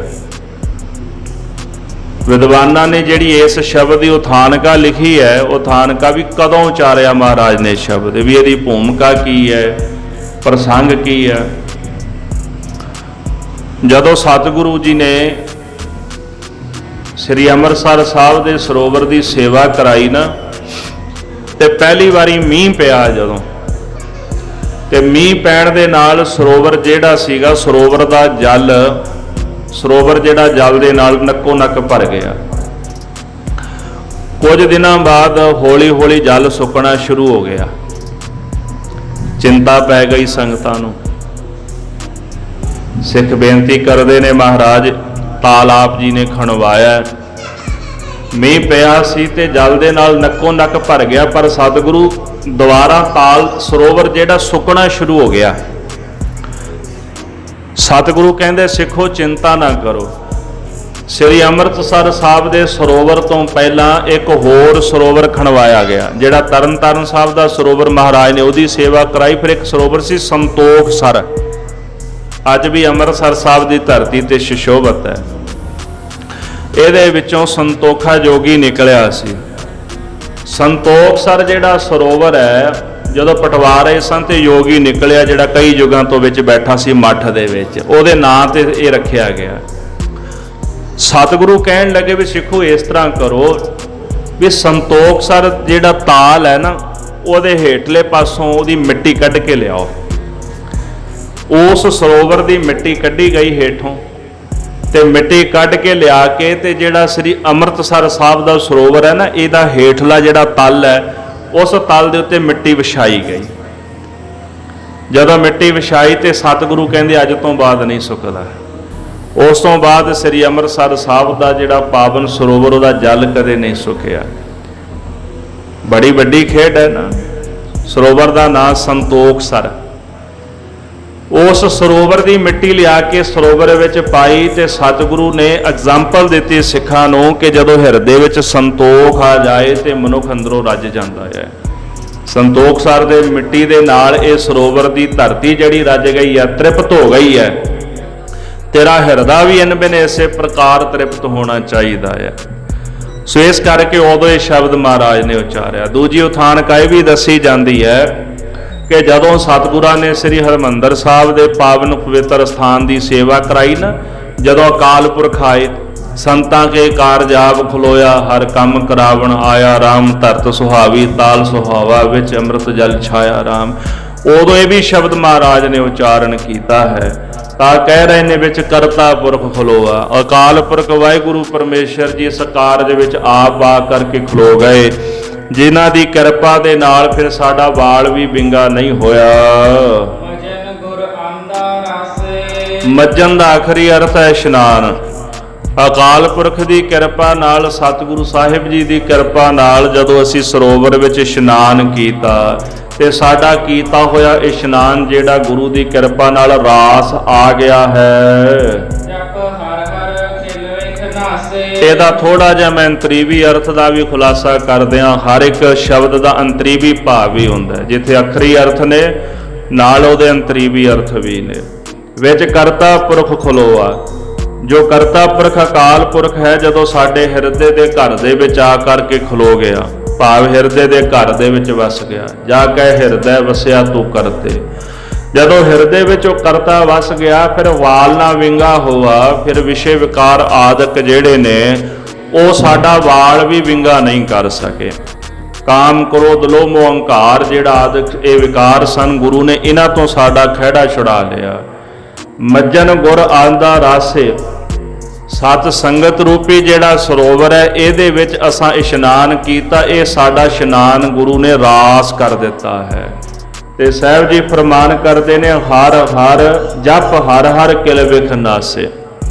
ਇਸ ਪਾਵਨ ਸਤ ਸੰਗਤ ਸਰੋਵਰ ਵਿੱਚ ਇਸ਼ਨਾਨ ਕਰਨ ਦੇ ਨਾਲ ਸਾਥੇ ਬਹਿ ਕੇ ਜਿਹੜਾ ਨਾਮ ਜਪਣਾ ਨਾ, ਵਾਹਿਗੁਰੂ ਵਾਹਿਗੁਰੂ ਕਰਨਾ, ਗੁਰੂ ਕੀ ਕੀਰਤ ਕਰਨੀ, ਗੁਰੂ ਕੀ ਮਹਿਮਾ ਕਰਨੀ, ਇਹ ਹੈ ਨਾਮ ਜਪਣਾ। ਜਿਨ੍ਹਾਂ ਨੇ ਸਤ ਸੰਗਤ ਵਿੱਚ ਬਹਿ ਕੇ ਨਾਮ ਜਪਿਆ ਹੈ, ਹਰੀ ਹਰੀ ਜਪਣ ਨਾਲ, ਵਾਹਿਗੁਰੂ ਵਾਹਿਗੁਰੂ ਜਪਣ ਦੇ ਨਾਲ ਉਹਨਾਂ ਦੇ ਕੀਤੇ ਹੋਏ ਜਿਹੜੇ ਜ਼ਹਿਰ ਰੂਪ ਪਾਪ ਸਨ ਉਹ ਵੀ ਨਾਸ਼ ਹੋ ਗਏ। ਸੰਤੋ ਰਾਮਦਾਸ ਸਰੋਵਰ ਨੀਕਾ। ਹੇ ਸੰਤ ਜਨੋ, ਗੁਰੂ ਰਾਮਦਾਸ ਮਹਾਰਾਜ ਜੀ ਦਾ ਪਾਵਨ ਪਵਿੱਤਰ ਬਣਾਇਆ ਹੋਇਆ ਜਿਹੜਾ ਤਾਲ ਹੈ ਨਾ, ਸ੍ਰੀ ਅੰਮ੍ਰਿਤਸਰ ਸਾਹਿਬ ਦਾ, ਨੀਕਾ ਕਹਿੰਦੇ ਨੇ ਵੀ ਇਹ ਚੰਗਾ ਸ੍ਰੇਸ਼ਟ ਹੈ। ਇਸ ਤਾਲ ਜਿਹੜਾ ਬੜਾ ਉੱਤਮ ਤਾਲ ਹੈ। ਜੋ ਨਾਵੇ ਸੋ ਕੁਲ ਤਰਾਵੇ, ਉਧਾਰ ਹੋਆ ਹੈ ਜੀ ਕਾ। ਜਿਹੜਾ ਇਸ ਸਰੋਵਰ ਵਿੱਚ ਇਸ਼ਨਾਨ ਕਰਦਾ ਹੈ, ਜੋ ਨਹਾਵੇ ਸੋ ਕੁਲ ਤਰਾਵੇ, ਉਹ ਆਪਣੀ ਕੁਲ ਵੀ ਤਾਰ ਕੇ ਲੈ ਜਾਂਦਾ ਹੈ। ਇਸ ਪਾਵਨ ਸਰੋਵਰ ਵਿੱਚ ਇਸ਼ਨਾਨ ਕਰਨ ਨਾਲ ਉਧਾਰ ਹੋਆ ਹੈ ਜੀ ਕਾ, ਉਸ ਜੀਵ ਦਾ ਵੀ ਉਧਾਰ ਹੋ ਜਾਂਦਾ ਹੈ, ਉਹਦੀ ਆਤਮਾ ਦਾ ਉਧਾਰ ਹੋ ਜਾਂਦਾ ਹੈ ਜਿਹੜਾ ਇਹਦੇ ਵਿੱਚ ਇਸ਼ਨਾਨ ਕਰਦਾ। ਆਪ ਵੀ ਤਰਦਾ, ਕੁੱਲਾਂ ਵੀ ਤਾਰ ਲੈਂਦਾ। ਅੰਤਰੀ ਵਰਤ ਸੰਤੋ ਰਾਮਦਾਸ ਸਰੋਵਰ ਨੀਕਾ। ਹੇ ਸੰਤ ਜਨੋ, ਜੋ ਰਾਮ ਦੇ ਦਾਸ ਨੇ, ਉਹਨਾਂ ਦੀ ਸੰਗਤ ਜਿਹੜੀ ਕਰਨੀ ਇੱਕ ਸਰੋਵਰ ਦੇ ਵਾਂਗੂ ਜੋ ਸ੍ਰੇਸ਼ਟ ਹੈ। ਜੋ ਨਹਾਵੇ, ਜਿਹੜਾ ਸਤ ਸੰਗਤ ਰੂਪੀ ਸਰੋਵਰ ਵਿੱਚ ਇਸ਼ਨਾਨ ਕਰਦਾ, ਸੋ ਕੁੱਲ ਤਰਾਵੇ, ਆਪਣੀ ਕੁੱਲ ਤਾਰ ਲੈਂਦਾ। ਤੇ ਜਿਹੜਾ ਆਪ ਵੀ ਸਾਧੂਆਂ ਦੀ, ਮਹਾਂਪੁਰਸ਼ਾਂ ਦੀ ਸੰਗਤ ਰੂਪੀ ਸਰੋਵਰ ਵਿੱਚ ਬਹਿ ਕੇ ਨਾਮ ਦੇ ਜਲ ਵਿੱਚ ਇਸ਼ਨਾਨ ਕਰ ਲੈਂਦਾ ਹੈ, ਉਸ ਜੀਵ ਦਾ ਵੀ ਉਧਾਰ ਹੋ ਜਾਂਦਾ ਹੈ। ਜੈ ਜੈਕਾਰ ਜਗ ਗਾਵੇ। ਰਹਾਉ ਦੀ ਪੰਕਤੀ ਤੋਂ ਬਾਅਦ ਜੈ ਜੈਕਾਰ ਜਗ ਗਾਵੇ। ਸਤਿਗੁਰੂ ਸੱਚੇ ਪਾਤਸ਼ਾਹ ਜੀ ਦੀ ਜੈ ਜੈਕਾਰ ਸਾਰਾ ਜਗਤ ਗਾਇਨ ਕਰਦਾ ਹੈ। ਮਨ ਚਿੰਦ ਅੜੇ ਫਲ ਪਾਵੇ। ਮਨ ਚਿੰਦ ਅੜੇ ਫਲ ਪਾਵੇ। ਜਿਹੜੇ ਸਤਿਗੁਰੂ ਅਕਾਲ ਪੁਰਖ ਦੀ ਜੈ ਜੈਕਾਰ ਕਰਦੇ ਨੇ, ਉਹ ਮਨ ਇੱਛਤ ਫਲਾਂ ਦੀ ਪ੍ਰਾਪਤੀ ਕਰ ਲੈਂਦੇ ਨੇ। ਧਰਮ ਅਰਥ ਕਾਮ ਮੋਖ ਦਾ ਦਾਤਾ, ਵਾਹਿਗੁਰੂ ਚਾਰ ਪਦਾਰਥਾਂ ਦਾ ਦਾਤਾ, ਸਾਰਾ ਕੁਝ ਇਹਨਾਂ ਦੇ ਵਿੱਚ ਆ ਜਾਂਦਾ ਹੈ। ਤੇ ਜਿਹੜਾ ਵਾਹਿਗੁਰੂ ਦੀ ਜੈ ਜੈਕਾਰ ਕਰਦਾ ਹੈ ਭਾਈ, ਉਹ ਮਨ ਇੱਛਤ ਫਲਾਂ ਦੀ ਪ੍ਰਾਪਤੀ ਕਰ ਲੈਂਦਾ ਹੈ। ਜਾ ਕਾ ਮੀਤ ਸਾਜਨ ਹੈ ਸਮੀਆਂ, ਤਿਸ ਜਨ ਕੋ ਕਹੋ ਕਾਕੀ ਕਮੀਆਂ। ਜਿਹਦਾ ਮਿੱਤਰ ਉਹ ਵਾਹਿਗੁਰੂ, ਦੱਸੋ ਭਾਈ ਉਹਨਾਂ ਨੂੰ ਕਾਹਦੀ ਕਮੀ ਹੈ। ਭਾਵ ਕੋਈ ਕਵੀ ਨਹੀਂ ਜਿਹਨਾਂ ਦਾ ਮਿੱਤਰ ਵਾਹਿਗੁਰੂ ਬਣ ਜਾਂਦਾ ਹੈ, ਉਹ ਸਰਬ ਫਲ ਵਾਹਿਗੁਰੂ ਕੋਲੋਂ ਪ੍ਰਾਪਤ ਕਰਦੇ ਹਨ। ਸਹੀ ਸਲਾਮਤ ਨਹਾਏ ਆਏ। ਸਤਿਗੁਰੂ ਕਹਿੰਦੇ ਹਨ ਕਿ ਸਹੀ ਸਲਾਮਤ ਇਹਦੇ ਵਿੱਚ ਸਰੋਵਰ ਵਿੱਚ ਭਾਈ ਜਿਨ੍ਹਾਂ ਨੇ ਇਸ਼ਨਾਨ ਕੀਤਾ ਨਾ, ਉਹ ਸਹੀ ਸਲਾਮਤ, ਸਹੀ ਸਲਾਮਤ ਦਾ ਭਾਵ ਉਹ ਇਸਤਤ ਹੋ ਗਏ, ਟਿਕਾ ਦੇ ਵਿੱਚ ਆ ਗਏ, ਜਿਨ੍ਹਾਂ ਨੇ ਇਸ ਪਾਵਨ ਸਰੋਵਰ ਵਿੱਚ ਆ ਕੇ ਇਸ਼ਨਾਨ ਕਰ ਲਿਆ, ਆਪਣਾ ਪ੍ਰਭੂ ਧਿਆਏ। ਆਪਣੇ ਪ੍ਰਭੂ ਦੀ ਆਰਾਧਨਾ ਕੀਤੀ। ਪਹਿਲਾਂ ਇਸ਼ਨਾਨ ਕੀਤਾ, ਸਹੀ ਸਲਾਮਤ ਨਹਾਏ ਆਏ, ਆ ਕੇ ਸਰੋਵਰ ਵਿੱਚ ਇਸ਼ਨਾਨ ਕਰਨ ਦੇ ਨਾਲ ਟਿਕਾ ਹੋ ਗਿਆ, ਉਹਨਾਂ ਨੂੰ ਕੀਤਾ ਇਸ਼ਨਾਨ ਸਫਲਾ ਹੋ ਗਿਆ ਉਹਨਾਂ ਦਾ। ਫਿਰ ਸ੍ਰੀ ਹਰਿਮੰਦਰ ਸਾਹਿਬ ਗਏ, ਆਪਣਾ ਪ੍ਰਭੂ ਤੇ ਆਏ, ਉੱਥੇ ਬਹਿ ਕੇ ਚੌਂਕੜਾ ਮਾਰ ਕੇ ਫਿਰ ਆਪਣੇ ਪ੍ਰਭੂ ਨੂੰ ਆਰਾਧਿਆ। ਦੂਜਾ ਇਹਦਾ ਭਾਵ ਸਹੀ ਸਲਾਮਤ ਨਹਾਏ ਆਏ, ਜਿਨ੍ਹਾਂ ਨੇ ਸਤ ਸੰਗਤ ਰੂਪੀ ਸਰੋਵਰ ਵਿੱਚ ਇਸ਼ਨਾਨ ਕਰ ਲਿਆ, ਉਹ ਸੁਤੇ ਸਹਿਜੀ ਜਿਹੜਾ ਆਪਣਾ ਆਤਮਿਕ ਸਰੂਪ ਹੈ ਨਾ, ਉਹਦੇ ਵਿੱਚ ਜਾ ਕੇ ਟਿਕ ਗਏ। ਉਹਨਾਂ ਵਿੱਚ ਉਹਨਾਂ ਦਾ ਟਿਕਾਣੇ ਤੇ ਆ ਕੇ ਟਿਕਾ ਹੋ ਗਿਆ। ਅੰਦਰ ਦੀ ਸਾਰੀ ਭਟਕਣਾ ਖਤਮ ਹੋ ਗਈ, ਬਾਹਰ ਦੀ ਭਟਕਣਾ ਉਹਨਾਂ ਦੀ ਮੁੱਕ ਗਈ।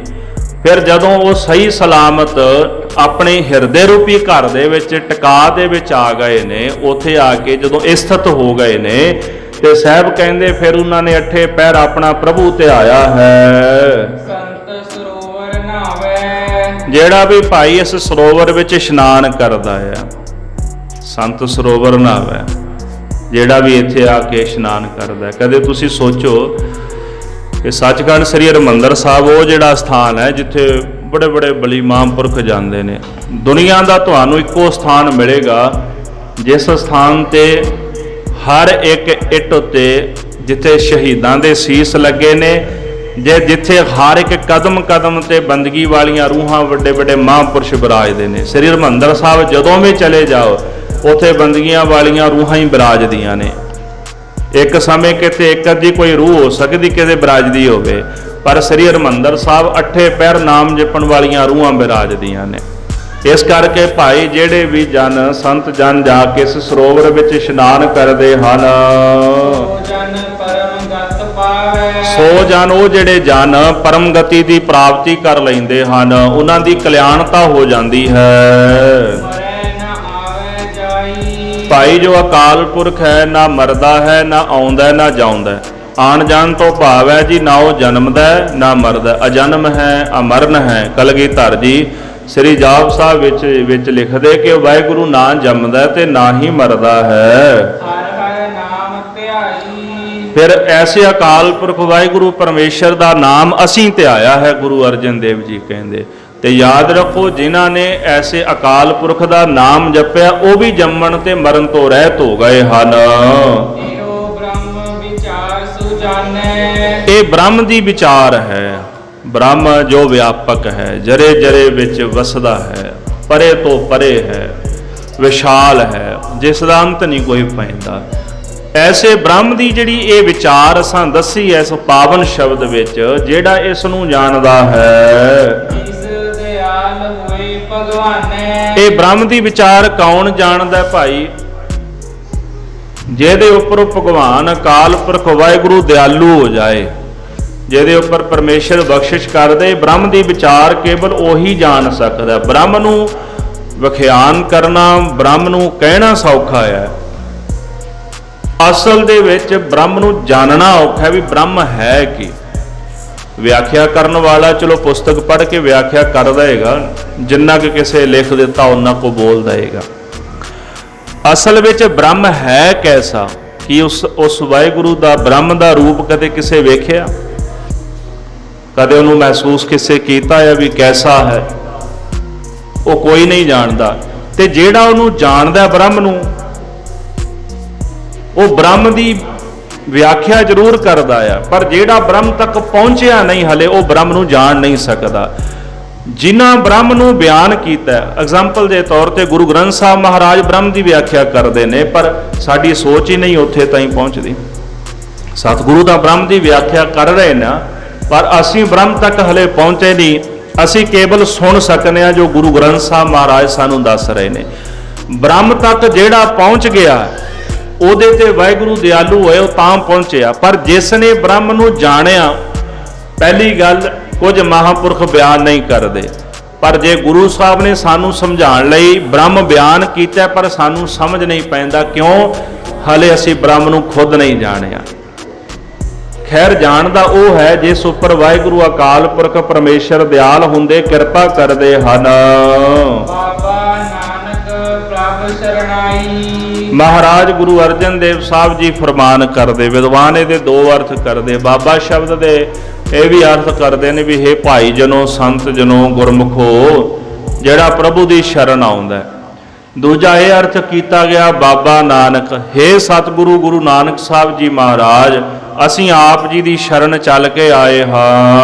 ਸਭ ਚਿੰਤਾ ਗਣਤ ਮਿਟਾਈ। ਤੇ ਜਿਹੜਾ ਪ੍ਰਭੂ ਦੀ ਸ਼ਰਨ ਆ ਗਿਆ, ਗੁਰੂ ਨਾਨਕ ਸਾਹਿਬ ਦੀ ਸ਼ਰਨ ਆ ਗਿਆ, ਉਹਨਾਂ ਦੇ ਅੰਦਰ ਦੀ ਜਿਹੜੀ ਚਿੰਤਾ ਗਣਤ, ਜਿਹੜੀ ਸੋਚ ਹੈ ਨਾ, ਉਹ ਵਾਹਿਗੁਰੂ ਨੇ ਮਿਟਾ ਦਿੱਤੀ ਹੈ। ਉਹਨਾਂ ਦੀਆਂ ਸਾਰੀਆਂ ਸੋਚਾਂ ਖਤਮ ਕਰ ਦਿੱਤੀਆਂ, ਚਿੰਤਾਵਾਂ ਖਤਮ ਕਰ ਦਿੱਤੀਆਂ, ਜਿਹੜੇ ਪਰਮੇਸ਼ਰ ਦੀ ਸ਼ਰਨ ਵਿੱਚ ਆ ਜਾਂਦੇ ਨੇ। ਇਹ ਸ਼ਬਦ ਹੈ ਡੂੰਘਾ, ਕੇਵਲ ਅਖਰੀ ਵਿਚਾਰ ਤੁਹਾਡੇ ਨਾਲ ਸਾਂਝੇ ਕੀਤੇ ਨੇ। ਆਪਾਂ ਅੱਗੇ ਵੀ ਇਤਿਹਾਸ ਦਾ ਪ੍ਰਸੰਗ ਸਰਵਣ ਕਰਨਾ। ਸੋ ਭਾਈ ਰਤਨ ਸਿੰਘ ਜੀ ਨੇ ਸ੍ਰੀ ਅੰਮ੍ਰਿਤਸਰ ਸਾਹਿਬ ਦੇ ਸਰੋਵਰ ਦੀ ਮਹਿਮਾ ਕਰਦਿਆਂ ਇਹ ਜਿਹੜਾ ਪਾਵਨ ਮੁਖ ਵਾਕ ਗੁਰੂ ਅਰਜਨ ਦੇਵ ਸਾਹਿਬ ਜੀ ਦਾ ਇੱਥੇ ਦਰਜ ਕੀਤਾ ਹੈ, ਤਾਂ ਕਿ ਸਾਨੂੰ ਵੀ ਭਾਈ ਸ੍ਰੀ ਹਰਿਮੰਦਰ ਸਾਹਿਬ ਤੇ ਸ੍ਰੀ ਅੰਮ੍ਰਿਤਸਰ ਸਾਹਿਬ ਦੇ ਪਾਵਨ ਸਰੋਵਰ ਦੀ ਮਹਿਮਾ ਦਾ ਪਤਾ ਲੱਗ ਸਕੇ। ਚੌਪਈ ਉਸ ਪ੍ਰਤਾਪ ਉਹਨੇ ਮਤ ਠਈ। ਭਾਈ ਜਿਹੜੇ ਗੁਰੂ ਕੇ ਖਾਲਸੇ ਨੇ, ਉਹਨਾਂ ਨੇ ਸ੍ਰੀ ਅੰਮ੍ਰਿਤਸਰ ਸਾਹਿਬ ਦੇ ਪਾਵਨ ਸਰੋਵਰ ਵਿੱਚ ਇਸ਼ਨਾਨ ਕਰਕੇ ਤੇ ਗੁਰੂ ਰਾਮਦਾਸ ਸੱਚੇ ਪਾਤਸ਼ਾਹ ਜੀ ਦੇ ਘਰ ਦੇ ਵਿੱਚੋਂ ਸ੍ਰੇਸ਼ਟ ਮਤ ਪ੍ਰਾਪਤ ਕੀਤੀ ਹੈ। ਕਾਇਰਤਾ ਤਨ ਤੇ ਗਈ। ਪਿਆਰ ਵਾਲੇ ਸਿੰਘਾਂ ਦੇ ਅੰਦਰੋਂ ਜਿਹੜੀ ਕਾਇਰਤਾ ਹੈ ਨਾ, ਜਿਹੜਾ ਡਰ ਹੈ, ਡਰਪੋਕਪੁਣਾ, ਉਹਨਾਂ ਦੇ ਅੰਦਰੋਂ ਖਤਮ ਹੋ ਗਿਆ ਹੈ। ਜਿਗਰੋ ਮੈਲ ਨਹਾਵਤ ਤਨ ਜਾਵੇ। ਜਿਹੜਾ ਵੀ ਜਾ ਕੇ ਅੰਮ੍ਰਿਤਸਰ ਸਾਹਿਬ ਦੇ ਪਾਵਨ ਸਰੋਵਰ ਵਿੱਚ ਇਸ਼ਨਾਨ ਕਰਦਾ ਹੈ, ਉਹਦੇ ਅੰਦਰ ਦੀ ਦਿਲ ਦੀ ਜਿਹੜੀ ਮੈਲ ਹੈ ਉਹ ਧੋਤੀ ਜਾਂਦੀ ਹੈ। ਉਜਲ ਰਿਦੇ ਉਨਹੈ ਬੁੱਧ ਆਵੇ। ਹਿਰਦਾ ਉਜਲ ਹੋ ਜਾਂਦਾ। ਬਾਣੀ ਵੀ ਪੜ੍ਹਦੇ ਨੇ, ਇਸ਼ਨਾਨ ਕਰਨ ਨਾਲ ਪਾਪ ਧੋਤੇ ਜਾਂਦੇ ਨੇ, ਹਿਰਦਾ ਉਜਲ ਹੋ ਜਾਂਦਾ ਹੈ। ਨਾਮ ਜਪਦੇ ਨੇ ਤੇ ਇਸ ਪ੍ਰਕਾਰ ਨਾਲ ਉਹਨਾਂ ਦੇ ਅੰਦਰ ਸ੍ਰੇਸ਼ਟ ਬੁੱਧੀ ਜਿਹੜੀ ਉਹ ਪੈਦਾ ਹੋ ਜਾਂਦੀ, ਗੁਰਮਤਿ ਦਾ ਪ੍ਰਕਾਸ਼ ਹੋ ਜਾਂਦਾ ਹੈ। ਇਹ ਸਿੱਖਨ ਉਨ ਸੁਨੀ ਮਝੈਲਨ। ਇਸ ਪ੍ਰਕਾਰ ਜਿਹੜੇ ਮਾਝੇ ਦੇ ਰਹਿਣ ਵਾਲੇ ਸਿੱਖ ਨੇ ਤੇ ਹੋਰ ਜਿਹੜੇ ਮਹਾਰਾਜ ਦੇ ਪ੍ਰੇਮੀ ਸਿੱਖ ਨੇ, ਉਹਨਾਂ ਨੇ ਸ੍ਰੀ ਅੰਮ੍ਰਿਤਸਰ ਸਾਹਿਬ ਦੀ ਭਾਈ ਇਸ ਤਰ੍ਹਾਂ ਮਹਿਮਾ ਸੁਣੀ ਹੋਈ ਹੈ। ਆਏ ਸਿੱਖ ਸੁਨਤ ਚਿਤ ਚੈਲਨ। ਐਸੇ ਜਿਹੜੇ ਸਿੱਖ ਜਿਨ੍ਹਾਂ ਨੇ ਸਤਿਗੁਰਾਂ ਦੀ ਮਹਿਮਾ ਸੁਣੀ, ਕਲਗੀਧਰ ਦਸ਼ਮੇਸ਼ ਪਿਤਾ ਜੀ ਦੇ ਚਰਨਾਂ ਵਿੱਚ ਚੱਲ ਕੇ ਆਏ ਹਨ। ਉਸ ਦੇ ਆਗੇ ਹੋਏ ਜਹ ਖੜਨੋ। ਇਹੋ ਜਿਹੇ ਪ੍ਰੇਮ ਵਾਲੇ ਸਿੱਖ ਸਨ ਵੀ ਇੱਕ ਦੂਜੇ ਦੇ ਅੱਗੇ ਹੋ ਕੇ ਖੜਨਾ ਚਾਹੁੰਦੇ ਨੇ, ਇੱਕ ਦੂਜੇ ਦੇ ਮੂਹਰੇ ਹੁੰਦੇ ਨੇ। ਜਦੋਂ ਮਹਾਰਾਜ ਨੇ 5 ਸੀਸ ਮੰਗੇ ਨਾ, ਇੱਕ ਦੂਜੇ ਦੇ ਮੂਹਰੇ ਹੋ ਕੇ ਖੜਦੇ, ਮਹਾਰਾਜ ਸਾਡਾ ਸੀਸ ਲੈ ਲਓ, ਸਾਡਾ ਸੀਸ ਲੈ ਲਓ। ਬਹੁਤ ਸਾਰੇ ਸਿੱਖ ਆਪਣਾ ਸੀਸ ਕਟਾ ਕੇ ਉੱਥੇ ਮਰਨਾ ਚਾਹੁੰਦੇ ਹਨ। ਕਹਿੰਦੇ ਮਰੋ ਤੋਂ ਹਰ ਕੈ ਦੁਆਰ, ਹਰੀ ਦੇ ਦਰ ਤੇ ਮਰਨਾ ਚਾਹੁੰਦੇ ਹਾਂ। ਸਤਿਗੁਰ ਤੰਬੂ ਵੱਡ ਗੱਡਿਓ, ਕਨਾਕ ਸੋ ਗਿਰਦ ਲਵਾਏ। ਮਹਾਰਾਜ ਕਲਗੀਧਰ ਜੀ ਨੇ ਬਹੁਤ ਵੱਡਾ ਇੱਕ ਤੰਬੂ ਜਿਹੜਾ ਸੀਗਾ ਉੱਥੇ ਗੜਾਇਆ ਹੋਇਆ, ਤੇ ਉਹਦੇ ਚਾਰ 'ਚ ਫਿਰ ਇੱਕ ਕਨਾਤ ਲਵਾ ਦਿੱਤੀ ਹੈ ਤਾਂ ਕਿ ਕੋਈ ਅੰਦਰ ਨਾ ਆ ਸਕੇ। ਤਹਿ ਬੱਕਰੇ ਆਏ ਧਰ ਬਜੋਰੋ, ਕਿਸੇ ਨਾਲ ਖਾਏ। ਇਸ ਤਰ੍ਹਾਂ ਮਹਾਰਾਜ ਨੇ ਉਹ ਜਿਹੜਾ ਪਾਵਨ ਤੰਬੂ ਲਵਾ ਕੇ ਅਸਥਾਨ ਤੇ ਸ੍ਰੀ ਕੇਸਗੜ੍ਹ ਸਾਹਿਬ ਤੇ ਅੰਦਰ ਜਿਹੜੇ ਸਿੰਘ ਸਨ, ਮਹਾਰਾਜ ਅੰਦਰ ਸਿੰਘਾਂ ਨੂੰ ਲੈ ਗਏ। ਜਦੋਂ ਉਹਨਾਂ ਦੇ ਸੀਸ ਲਏ ਤੇ ਇਹ ਗੁਪਤ ਬਿਓਰਾ ਸੀ ਜਿਹੜਾ ਬਾਹਰ ਕਿਸੇ ਨੂੰ ਮਹਾਰਾਜ ਨੇ ਪ੍ਰਗਟ ਨਹੀਂ ਕਰਕੇ ਦੱਸਿਆ, ਭਾਵ ਸੀਸ ਕਿਸੇ ਦੇ ਸਾਹਮਣੇ ਨਹੀਂ ਲਏ, ਅੰਦਰ ਤੰਬੂ ਵਿੱਚ ਲਿਜਾ ਕੇ ਮਹਾਰਾਜ ਨੇ ਸਿੱਖਾਂ ਦੇ ਸੀਸ ਲਏ ਹਨ। ਸਤਿਗੁਰ ਮੰਗੇ ਸੀਸ ਜਿਮ ਨਿਤਰੇ ਆਏ ਮਝੈਲ। ਸਤਿਗੁਰੂ ਮਹਾਰਾਜ ਕਲਗੀਧਰ ਜੀ ਨੇ ਜਿਸ ਤਰ੍ਹਾਂ ਸੀਸ ਸਿੱਖਾਂ ਕੋਲੋਂ ਮੰਗੇ, ਇਸ ਤਰ੍ਹਾਂ ਜਿਹੜੇ ਸਤਿਗੁਰਾਂ ਦੇ ਪ੍ਰੇਮ ਵਾਲੇ ਸਿੱਖ ਸਨ ਉਹ ਨਿਤਰੇ ਹਨ, ਇਸੇ ਪ੍ਰਕਾਰ ਹਾਜ਼ਰ ਹੋਏ ਹਨ। ਕਰ ਖੁਸ਼ੀ ਸੁ ਆਏ ਵੱਡ ਛੈਲ। ਉਹਨਾਂ ਸਿੱਖਾਂ ਨੂੰ ਇਸ਼ਨਾਨ ਕਰਾਇਆ, ਉਹਨਾਂ ਦੇ ਸਰੀਰ ਨੂੰ ਧੂਪ ਪਾਦਕ ਦਿੱਤੀ, ਅਤਰ ਛਿੜਕਿਆ ਗਿਆ, ਸੁਗੰਧੀਆਂ ਛਿੜਕੀਆਂ ਤੇ ਸੁੰਦਰ ਨੀਲੇ ਵਸਤਰ ਪਹਿਨਾ ਕੇ ਤਿਆਰ ਬਰ ਤਿਆਰ ਮਹਾਰਾਜ ਨੇ ਉਹਨਾਂ ਨੂੰ ਕੀਤਾ ਹੈ। ਚੌਪਈ ਪੂਤ ਸਤਿਗੁਰ ਪੰਜ ਸਿੱਖ ਬੁਲਾਏ। ਇਸ ਪ੍ਰਕਾਰ ਗੁਰੂ ਸਾਹਿਬ ਜੀ ਨੇ ਜਿਹੜੇ ਉਹ ਪੰਜ ਸਿੱਖ ਆਪਣੇ ਪਾਸ ਬੁਲਾਏ ਹਨ। ਉਹ ਯੋ ਸਭ ਜਤਨ ਬਤਾਏ। ਇਸ ਤਰ੍ਹਾਂ ਸਾਰੇ ਯਤਨ ਮਹਾਰਾਜ ਨੇ ਉਹਨਾਂ ਸਿੱਖਾਂ ਨੂੰ ਜਿਤਾ ਦਿੱਤੇ, ਜਣਾ ਦਿੱਤੇ ਹਨ। ਬੰਦ ਅੱਖੀ ਕੀਏ ਖੜੇ ਪੇ ਨਿਆਰੇ। ਨੇਤਰ ਬੰਦ ਕੀਤੇ ਸਿੱਖਾਂ ਨੇ ਤੇ ਸਤਿਗੁਰਾਂ ਨੇ ਤੰਬੂ ਦੇ ਵਿੱਚ ਉਹਨਾਂ ਸਿੱਖਾਂ ਨੂੰ ਇੱਕ ਪਾਸੇ ਖੜਾ ਕੀਤਾ ਹੈ। ਹੋਰ ਦਏ ਬੱਕਰੇ ਮਾਰੇ। ਇਸ ਪ੍ਰਕਾਰ ਮਹਾਰਾਜ ਨੇ ਇੱਕ ਇੱਕ ਸਿੰਘ ਦਾ ਜਿਹੜਾ ਸੀਸ ਹੈ ਉਹ ਧੜ ਦੇ ਨਾਲੋਂ ਜੁਦਾ ਕੀਤਾ ਹੈ। ਬਕਰਨ ਰਕਤ ਬਾਹਰ ਚੱਲ ਆਈ। ਇੱਕ ਸੀਸ ਸਿੰਘ ਦਾ ਲਿਆ ਤੇ ਲਹੂ ਜਿਹੜਾ ਸੀ ਤੰਬੂ ਤੋਂ ਬਾਹਰ ਨਿਕਲ ਕੇ ਆਇਆ। ਪਰਨਾਲਾ ਚੱਲ ਪਿਆ ਉੱਥੇ ਲਹੂ ਦਾ।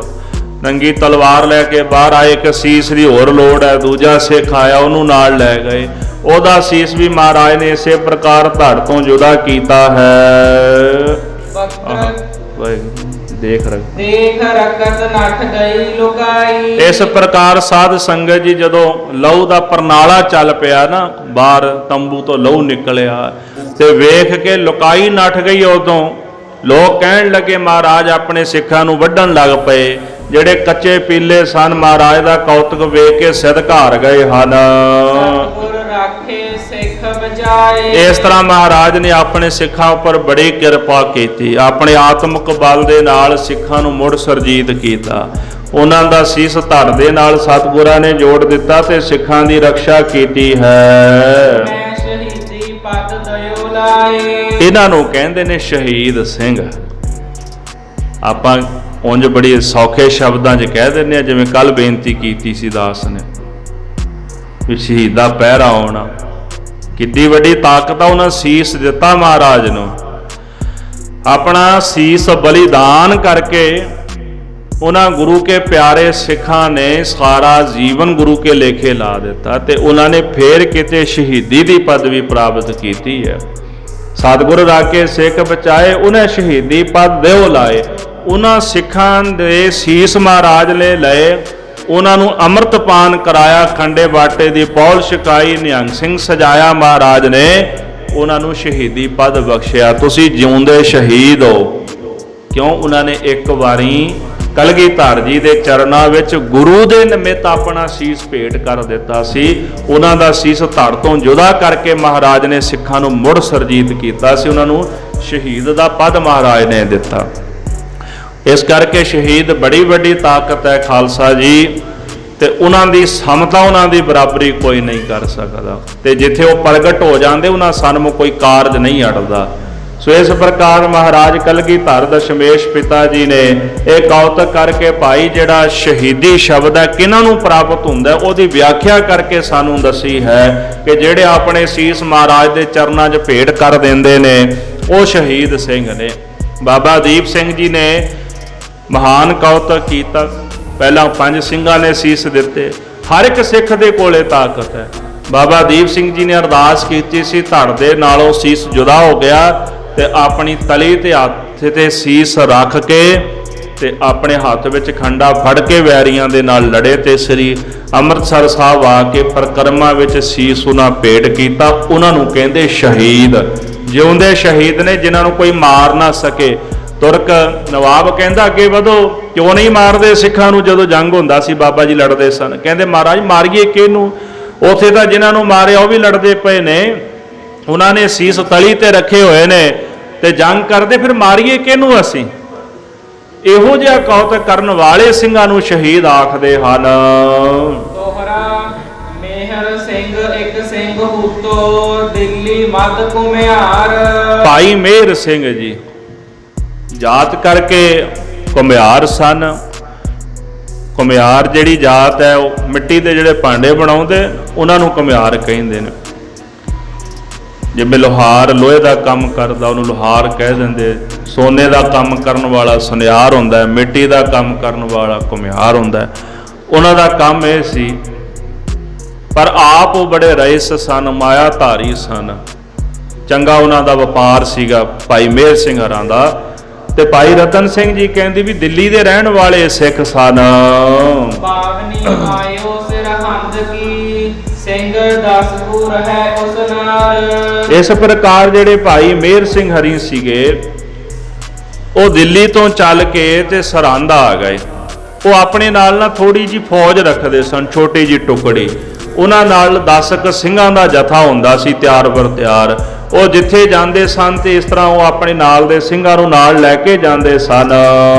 ਪਈ ਵਹੀ ਭੁਜੰਗਨ ਤੋਰ ਸੁਰ ਹੈ। ਇਸ ਪ੍ਰਕਾਰ ਉਹ ਭਜੰਗੀਆਂ ਦੀ ਤੌਰ ਦੇ ਤਰ੍ਹਾਂ ਰਹਿੰਦੇ ਨੇ। ਭਜੰਗੀ ਕਹਿੰਦੇ ਨਿਹੰਗ ਸਿੰਘਾਂ ਨੂੰ। ਜੈਸੇ ਨਿਹੰਗ ਸਿੰਘ ਤਿਆਰ ਬਰ ਤਿਆਰ ਰਹਿੰਦੇ ਨੇ, ਨੀਲਾ ਬਾਣਾ, ਸ਼ਸਤਰ ਬਸਤਰ, ਦਮਾਲੇ, ਚੱਕਰ ਖੰਡੇ ਸਜਾਏ ਹੁੰਦੇ ਨੇ, ਇਸ ਤਰ੍ਹਾਂ ਉਹ 8 ਪਹਿਰ ਤਿਆਰ ਬਰ ਤਿਆਰ ਰਹਿੰਦੇ ਹਨ। ਗੰਗੂ ਸਾਹੀਨ ਸੁਖ ਹੈ। ਜਿਹੜੇ ਰਾਮ ਰਾਈਏ ਨੇ, ਬਾਬੇ ਰਾਮ ਰਾਏ ਦੀ ਸੰਗਤ ਹੋ ਗਈ, ਉਹਨਾਂ ਨਾਲ ਵੀ ਖਹਿੰਦੇ ਨੇ ਕਿਉਂਕਿ ਗੁਰੂ ਦਾ ਹੁਕਮ ਸੀ ਇਹਨਾਂ ਨਾਲ ਮੇਲ ਨਹੀਂ ਕਰਨਾ। ਇੱਕ ਗੰਗੂ ਸ਼ਾਹੀਏ, ਉਹਨਾਂ ਦੀ ਵਿਆਖਿਆ ਅੱਗੇ ਆਵੇਗੀ, ਇਸ ਕਰਕੇ ਮੈਂ ਉਹਦਾ ਬਹੁਤਾ ਵਿਸਥਾਰ ਨਹੀਂ ਕਰਦਾ ਵੀ ਗੰਗੂ ਸ਼ਾਹੀਏ ਕੌਣ ਸਨ। ਭਾਈ ਸਾਹਿਬ ਨੇ ਕਥਾ ਲਿਖੀ, ਉੱਥੇ ਆਪਾਂ ਵਿਸਥਾਰ ਕਰਾਂਗੇ। ਜਿਹੜੇ ਗੰਗੂ ਸ਼ਾਹੀਏ ਸਨ, ਇਹਨਾਂ ਨਾਲ ਵੀ ਮੇਲ ਰੱਖਣ ਤੋਂ ਮਹਾਰਾਜ ਨੇ ਵਰਜਿਆ ਸੀ ਕਿਉਂਕਿ ਇਹ ਵੀ ਅਗਾਂਹ ਜਾ ਕੇ ਗੁਰੂ ਬਣ ਕੇ ਬਹਿ ਗਏ ਸਨ। ਇਸ ਪ੍ਰਕਾਰ ਜਿਹੜੇ ਗੰਗੂ ਸ਼ਾਹੀਏ ਨੇ ਤੇ ਇਹਨਾਂ ਨਾਲ ਵੀ ਉਹ ਖਹਿੰਦਾ, ਇਹਨਾਂ ਨਾਲ ਵੀ ਮੇਲ ਨਹੀਂ ਰੱਖਦਾ। ਸਾਥ ਜੋੜੀ ਕੇ ਰਬਾਬ ਵਜਾਵੇ। ਅੰਮ੍ਰਿਤ ਵੇਲੇ ਕੀਰਤਨ ਕਰਨਾ, ਜੋੜੀ ਵਜਣੀ ਤੇ ਰਬਾਬ ਵਜਾ ਕੇ ਆਸਾ ਕੀ ਵਾਰ ਦਾ ਕੀਰਤਨ ਕਰਦੇ ਹਨ। ਚਾਰ ਵਕਤ ਸ਼ਬਦ ਗੁਰ ਕੇ ਗਾਵੇ। ਜਿਹੜੇ 4 ਵਕਤ ਹੁੰਦੇ ਨੇ, ਪਹਿਲਾ ਅੰਮ੍ਰਿਤ ਵੇਲੇ ਨਿਤਨੇਮ ਕਰਕੇ ਆਸਾ ਕੀ ਵਾਰ ਦਾ ਕੀਰਤਨ ਕਰਨਾ। ਬਿਲਾਵਲ ਦੀ ਚੌਂਕੀ ਹੁੰਦੀ ਆਸਾ ਦੀ ਵਾਰ ਤੋਂ ਬਾਅਦ, ਬਿਲਾਵਲ ਦੀ ਚੌਂਕੀ ਲਾਣੀ। ਸੰਧਿਆ ਵਕਤ ਸੋਦਰ ਦੀ ਚੌਂਕੀ ਤੋਂ ਬਾਅਦ ਰਹਿਰਾਸ ਸਾਹਿਬ ਜੀ ਦਾ ਪਾਠ ਕਰਨਾ, ਆਰਤੀ ਕਰਨੀ, ਆਰਤਾ ਕਰਨਾ। ਸੌਣ ਵੇਲੇ ਸੋਹਲਾ ਸਾਹਿਬ ਦੀ ਬਾਣੀ ਦਾ ਜਾਪ ਕਰਨਾ। ਇਸ ਤਰ੍ਹਾਂ 4 ਵਕਤ ਨਿਤਨੇਮ ਕਰਕੇ ਬਾਣੀ ਦੇ ਸ਼ਬਦ ਗਾਉਂਦੇ ਨੇ। ਭਾਵ ਪੱਕੇ ਨੇਮੀ ਨੇ, ਪ੍ਰਪੱਕ ਨੇ ਨਿਤਨੇਮ ਵਿੱਚ। ਨਿਤਨੇਮ ਤੋਂ ਬਾਅਦ ਅਰਦਾਸ ਕਰਕੇ ਗੁਰੂ ਫਤਿਹ ਬੁਲਾਉਂਦੇ ਹਨ। ਵਾਹਿਗੁਰੂ ਬੋਲ ਸੁ ਜਾਪ ਜਪਾਵੇ। ਆਪ ਵੀ ਵਾਹਿਗੁਰੂ ਵਾਹਿਗੁਰੂ ਜਪਦੇ ਨੇ ਤੇ ਨਾਲਦਿਆਂ ਨੂੰ ਵੀ ਭਾਈ ਵਾਹਿਗੁਰੂ ਜਪਾਉਂਦੇ ਨੇ ਵੀ ਤੁਸੀਂ ਵੀ ਨਾਮ ਜਪਿਆ ਕਰੋ। ਹੱਥ ਸੋਟੇ ਗਲ ਰੱਖੈ ਤਲਵਾਰ। ਹੱਥ ਦੇ ਵਿੱਚ ਸੋਟਾ ਰੱਖਦੇ ਨੇ, ਜਿਵੇਂ ਨਿਹੰਗ ਸਿੰਘ ਰੱਖਦੇ ਹੁੰਦੇ ਨਾ ਖੁੰਡਾ ਹੱਥ ਦੇ ਵਿੱਚ। ਉਹਨਾਂ ਨੂੰ ਪਤਾ ਹੈ ਵੀ ਇਹ ਖੁੰਡੇ ਤੋਂ ਬਿਨਾ ਗੱਲ ਕੋਈ ਨਹੀਂ ਬਣਦੀ, ਵੀ ਸਲੋਤਰ ਫੇਰਿਆਂ ਹੀ ਸਾਰੇ ਸੂਤ ਆਉਂਦੇ ਨੇ। ਜਿਹੜੇ ਗੱਲਾਂ ਨਾਲ ਨਹੀਂ ਮੰਨਦੇ ਫਿਰ ਸਲੋਤਰ ਤਾਂ ਫੇਰਨਾ ਪੈਂਦਾ ਨਾ। ਵਿਗੜਿਆ ਤਿਗੜਿਆਂ ਦਾ ਪੀਰ ਡੰਡਾ ਹੀ ਹੁੰਦਾ ਹੈ। ਇਸ ਕਰਕੇ ਹੱਥ ਵਿੱਚ ਸਲੋਤਰ ਰੱਖਦੇ ਤੇ ਗਲ ਵਿੱਚ ਤਲਵਾਰ ਰੱਖਦੇ ਹਨ। ਤੇਰਾ ਕਰੈ ਜਾਂ ਸਿੱਖਣ ਵਾਰ। ਤੇ ਜਿੱਥੇ ਸਿੱਖਾਂ ਦਾ ਘਰ ਹੁੰਦਾ ਤੇ ਉੱਥੇ ਜਾ ਕੇ ਆਪਣਾ ਡੇਰਾ ਕਰ ਲੈਂਦੇ ਹਨ। ਨੀਲ ਬਸਤਰ ਗੱਜ ਸਵਾ ਕਛਹਿਰੇ। ਨੀਲੇ ਰੰਗ ਦੇ ਬਸਤਰ ਚੋਲਾ ਪਾਇਆ ਹੁੰਦਾ, ਨੀਲੀ ਦਸਤਾਰ ਸਜਾਈ ਹੁੰਦੀ ਹੈ ਤੇ ਸਵਾ ਗੱਜ ਦਾ ਕਛਹਿਰਾ। ਇਹ ਮਹਾਰਾਜ ਦਾ ਹੁਕਮ ਸੀ। ਅਸੀਂ ਤਾਂ ਛੋਟੇ ਛੋਟੀਆਂ ਕਛਹਿਰੀਆਂ ਪਾ ਲੈਣੇ ਆ। ਮੈਨੂੰ ਕਹਿਣ ਤੋਂ ਮੈਂ ਗੁਰੇਜ਼ ਨਹੀਂ ਕਰਦਾ, ਖਿਮਾ ਕਰਿਓ, ਪਰ ਮਹਾਰਾਜ ਦਾ ਹੁਕਮ ਸੀ ਵੀ ਸਵਾ ਗੱਜ ਦਾ ਕਛਹਿਰਾ ਖਾਲਸੇ ਨੇ ਧਾਰਨ ਕਰਨਾ ਹੈ।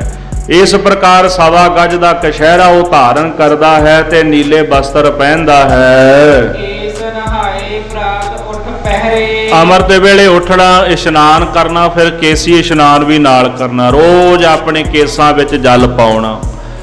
ਅਸੀਂ ਤਾਂ ਚਲੋ ਜਿਵੇਂ ਸਿੱਖ ਪਹਿਲਾਂ ਅੰਮ੍ਰਿਤ ਵੇਲੇ ਉੱਠ ਕੇ ਕੇਸੀ ਇਸ਼ਨਾਨ ਕਰਦੇ ਸਨ, ਆਪਾਂ ਵੀ ਵੇਖਿਆ ਆਪਣੇ ਬਜ਼ੁਰਗ ਕਰਦੇ ਸਨ ਅੰਮ੍ਰਿਤ ਵੇਲੇ ਉੱਠ ਕੇ ਕੇਸੀ ਇਸ਼ਨਾਨ। ਮਹਾਰਾਜ ਦੀ ਸੇਵਾ ਕਰਨੀ ਹੁੰਦੀ ਹੈ, ਪਰ ਕੇਸਾਂ ਦੇ ਵਿੱਚ ਜਦੋਂ ਜਲ ਪਾਈਦਾ ਨਾ, ਮੋਇਆਂ ਜੀਵਦਿਆਂ ਗੱਤ ਹੋਵੇ ਜਾਂ ਸਿਰ ਪਾਈਐ ਪਾਣੀ। ਮਹਾਰਾਜ ਆਪ ਕਹਿੰਦੇ ਨੇ ਵੀ ਕੇਸਾਂ ਵਿੱਚ ਪਾਣੀ ਪਾਣ ਨਾਲ ਸੋਝੀ ਆ ਜਾਂਦੀ ਮਨੁੱਖ ਨੂੰ। ਪਹਿਲਾਂ 2 ਦਿਨ, ਫਿਰ 3 ਦਿਨ ਹੋ ਗਏ ਹੌਲੀ ਹੌਲੀ, ਵੀ ਚਲੋ 3 ਕੁ ਦਿਨ ਕੇਸੀ ਇਸ਼ਨਾਨ ਕਰ ਲਓ, ਫਿਰ ਹਫਤੇ ਤੇ ਆ ਗਏ। ਕਈ ਤਾਂ ਇਹੋ ਜਿਹੇ ਮਹਾਪੁਰਸ਼ ਨੇ ਵੀ 15-15 ਮਹੀਨਾ 15-15 ਦਿਨ ਮਹੀਨਾ ਕੇਸੀ ਇਸ਼ਨਾਨ ਨਹੀਂ ਕਰਦੇ। ਤੇ ਫਿਰ ਦਿਮਾਗ ਕਿੱਥੋਂ ਖੁੱਲਣਾ ਨਾ। ਕੇਸਾਂ ਦੇ ਵਿੱਚ ਜਲ ਪਾਣ ਨਾਲ ਸੋਝੀ ਆਉਂਦੀ ਹੈ। ਮਹਾਰਾਜ ਨੇ ਜੇ ਮਰਿਆਦਾ ਬਣਾਈ ਹੈ ਤੇ ਐਵੇਂ ਨਹੀਂ ਬਣਾਈ, ਹਰ ਇੱਕ ਪੱਖ ਸੋਚ ਸਮਝ ਕੇ ਗੁਰੂ ਸਾਹਿਬ ਨੇ ਮਰਿਆਦਾ ਬਣਾਈ ਸੀ। ਚਲੋ ਜੇ ਡੇਲੀ ਨਹੀਂ ਕੇਸੀ ਇਸ਼ਨਾਨ ਕਰ ਸਕਦੇ, ਵੈਸੇ ਤਾਂ ਹੁਕਮ ਹੈ ਵੀ ਜਿਹਨੇ ਮਹਾਰਾਜ ਦੀ ਸੇਵਾ ਕਰਨੀ ਹੈ ਨਾ, ਜਿਨ੍ਹਾਂ ਨੇ ਤਰਲੋਕੀਨਾਥ ਧੰਨ ਗੁਰੂ ਗ੍ਰੰਥ ਸਾਹਿਬ ਮਹਾਰਾਜ ਨੂੰ ਸੀਸ ਤੇ ਲੈਣਾ ਹੈ, ਤੇ ਉਹਨਾਂ ਨੂੰ ਡੇਲੀ ਇਸ਼ਨਾਨ ਕਰਨਾ ਚਾਹੀਦਾ ਹੈ, ਕੇਸੀ ਇਸ਼ਨਾਨ। ਚਲੋ ਡੇਲੀ ਨਹੀਂ ਕਰ ਸਕਦੇ, ਪਰ ਕੋਈ ਤੀਜੇ ਦਿਨ, ਕੋਈ ਚੌਥੇ ਦਿਨ ਕੇਸੀ ਇਸ਼ਨਾਨ ਭਾਈ ਜ਼ਰੂਰ ਕਰੋ। ਮਹਾਰਾਜ ਦੀ ਸੇਵਾ ਲਈ ਸੁੱਚੇ ਵਸਤਰ ਪਹਿਨੋ। ਪਰ ਸਾਡੀ ਆਦਤ ਬਣ ਗਈ ਵੀ 15-15 ਦਿਨ ਪਹਿਲਾਂ ਇਸ਼ਨਾਨ, ਕੇਸੀ ਇਸ਼ਨਾਨ ਨਹੀਂ ਕਰਨਾ। ਫਿਰ ਜਦੋਂ ਸਿਰ ਘੁੰਮਣ ਲੱਗਦਾ ਨਾ ਜੀ, ਸਿਰ ਦਰਦ ਹੁੰਦਾ ਤੇ ਫਿਰ ਤਾਂ ਹੋਣਾ ਹੀ ਹੈ, ਮੈਲ ਪੈ ਜਾਂਦੀ ਹੈ। ਜਦੋਂ ਅਸੀਂ ਗੁਰੂ ਦੇ ਬਚਨਾਂ ਦੀ ਅਦੂਲੀ ਕਰਾਂਗੇ ਫਿਰ ਕਿਤੇ ਨਾ ਕਿਤੇ ਕੁਝ ਨਾ ਕੁਝ ਤਾਂ ਭੋਗਣਾ ਪੈਣਾ ਹੀ ਹੈ ਨਾ। ਫਿਰ ਵੀ ਤਾਂ ਧੋਨੇ ਆ ਨਾ ਜਾ ਕੇ, ਕੇਸੀ ਇਸ਼ਨਾਨ ਕਰਦੇ ਆ। ਇਹਦੇ ਨਾਲੋਂ ਚੰਗਾ ਵੀ ਪਹਿਲਾਂ ਹੀ ਬੰਦੇ ਬਣ ਜਾਈਏ। ਸੋ ਬਾਬਾ ਮੇਹਰ ਸਿੰਘ ਜੀ ਜਿਨ੍ਹਾਂ ਦੀ ਕਥਾ ਚੱਲ ਰਹੀ ਹੈ, ਇਸ ਪ੍ਰਕਾਰ ਕੇਸ ਨਹਾਏ ਪ੍ਰਾਤ ਉੱਠ ਪਹਿਰ। ਜਦੋਂ ਇੱਕ ਪਹਿਰ ਦਿਨ ਰਾਤ ਬਚਦੀ ਹੈ, ਅੰਮ੍ਰਿਤ ਵੇਲਾ ਹੁੰਦਾ ਹੈ, ਤੇ ਇਸ ਪ੍ਰਕਾਰ ਅੰਮ੍ਰਿਤ ਵੇਲੇ ਉੱਠ ਕੇ ਤੇ ਕੇਸੀ ਇਸ਼ਨਾਨ ਕਰਦੇ ਨੇ। ਜਦੋਂ ਆਪਾਂ ਇੱਕ ਪਹਿਰ ਦਾ ਹਿਸਾਬ ਲਾ ਲਈਏ, ਰਾਤ ਦਾ ਜਿਹੜਾ ਅਖੀਰਲਾ ਪਹਿਰ ਹੁੰਦਾ ਉਹ 3 ਤੋਂ ਲੈ ਕੇ ਸਵੇਰੇ 6 ਵਜੇ ਤੱਕ ਹੁੰਦਾ ਅਖੀਰਲਾ ਪਹਿਰ। ਕਈ ਸਵਾ ਪਰ ਪਹਿਰ ਰਾਤ ਰਹਿੰਦੇ ਆ ਉੱਠ ਪੈਂਦੇ ਨੇ, ਵੀ ਆਪਾਂ ਹਿਸਾਬ ਲਾਈਏ ਤਕਰੀਬਨ ਪੌਣੇ 2 ਵਜੇ ਦਾ ਟਾਈਮ ਖੈਰ ਬਣ ਜਾਂਦਾ। ਕਈ 1.5 ਪਹਿਰ ਰਾਤ ਰਹਿੰਦੇ ਆ ਉੱਠ ਪੈਂਦੇ ਨੇ, ਤੇ ਉਦੋਂ ਕਰੀਬਨ 1:30 ਵਜੇ ਦਾ ਸਮਾਂ ਹੁੰਦਾ। ਕੋਈ 1:30 ਵਜੇ ਉੱਠਦਾ, ਕੋਈ 2 ਵਜੇ, ਕੋਈ 3 ਵਜੇ ਉੱਠ ਪੈਂਦਾ। ਸਵਾ ਪਹਿਰ ਰਾਤ ਦਾ ਮਤਲਬ ਵੀ 2 ਵਜੇ ਉੱਠਣਾ ਜਾਂ ਪੌਣੇ 2 ਵਜੇ, ਤੇ ਇੱਕ ਪਹਿਰ ਰਾਤ ਜਦੋਂ ਰਹਿ ਜਾਣੀ ਇਹਦਾ ਮਤਲਬ ਵੀ 3 ਵਜੇ ਅੰਮ੍ਰਿਤ ਵੇਲੇ। ਇਹਦੀ ਵੰਡ ਇਸ ਤਰ੍ਹਾਂ ਹੈ, ਸਵੇਰੇ 6 ਵਜੇ ਦਿਨ ਦਾ ਪਹਿਲਾ ਪਹਿਰ ਸ਼ੁਰੂ ਹੁੰਦਾ, 6 ਤੋਂ ਲੈ ਕੇ 9 ਵਜੇ ਤੱਕ, ਕਿਉਂਕਿ 3 ਘੰਟਿਆਂ ਦਾ ਪਹਿਰ ਹੁੰਦਾ ਤੇ ਦਿਨ ਦੇ ਵਿੱਚ 4 ਪਹਿਰ ਹੁੰਦੇ ਨੇ। ਦਿਨ ਦਾ ਪਹਿਲਾ ਪਹਿਰ 6 ਤੋਂ 9, ਦੂਜਾ ਪਹਿਰ 9 ਤੋਂ 12, ਤੀਜਾ ਪਹਿਰ 12 ਤੋਂ 3 ਤੇ ਚੌਥਾ ਪਹਿਰ 3 ਤੋਂ 6। ਰਾਤ ਦਾ ਪਹਿਲਾ ਪਹਿਰ 6 ਤੋਂ 9 ਹੁੰਦਾ। ਇਸੇ ਤਰ੍ਹਾਂ ਹੀ ਫਿਰ ਵੰਡ ਦੂਜੇ ਤਰੀਕੇ ਨਾਲ ਚੱਲਦੀ ਹੈ, ਉਹ ਰਾਤ ਦੇ 4 ਪਹਿਰ ਹੋ ਗਏ। ਇਸ ਪ੍ਰਕਾਰ ਅੰਮ੍ਰਿਤ ਵੇਲੇ ਉੱਠ ਕੇ ਇਸ਼ਨਾਨ ਕਰਨਾ ਤੇ ਕੇਸ ਇਸ਼ਨਾਨ ਕਰਦੇ ਹਨ।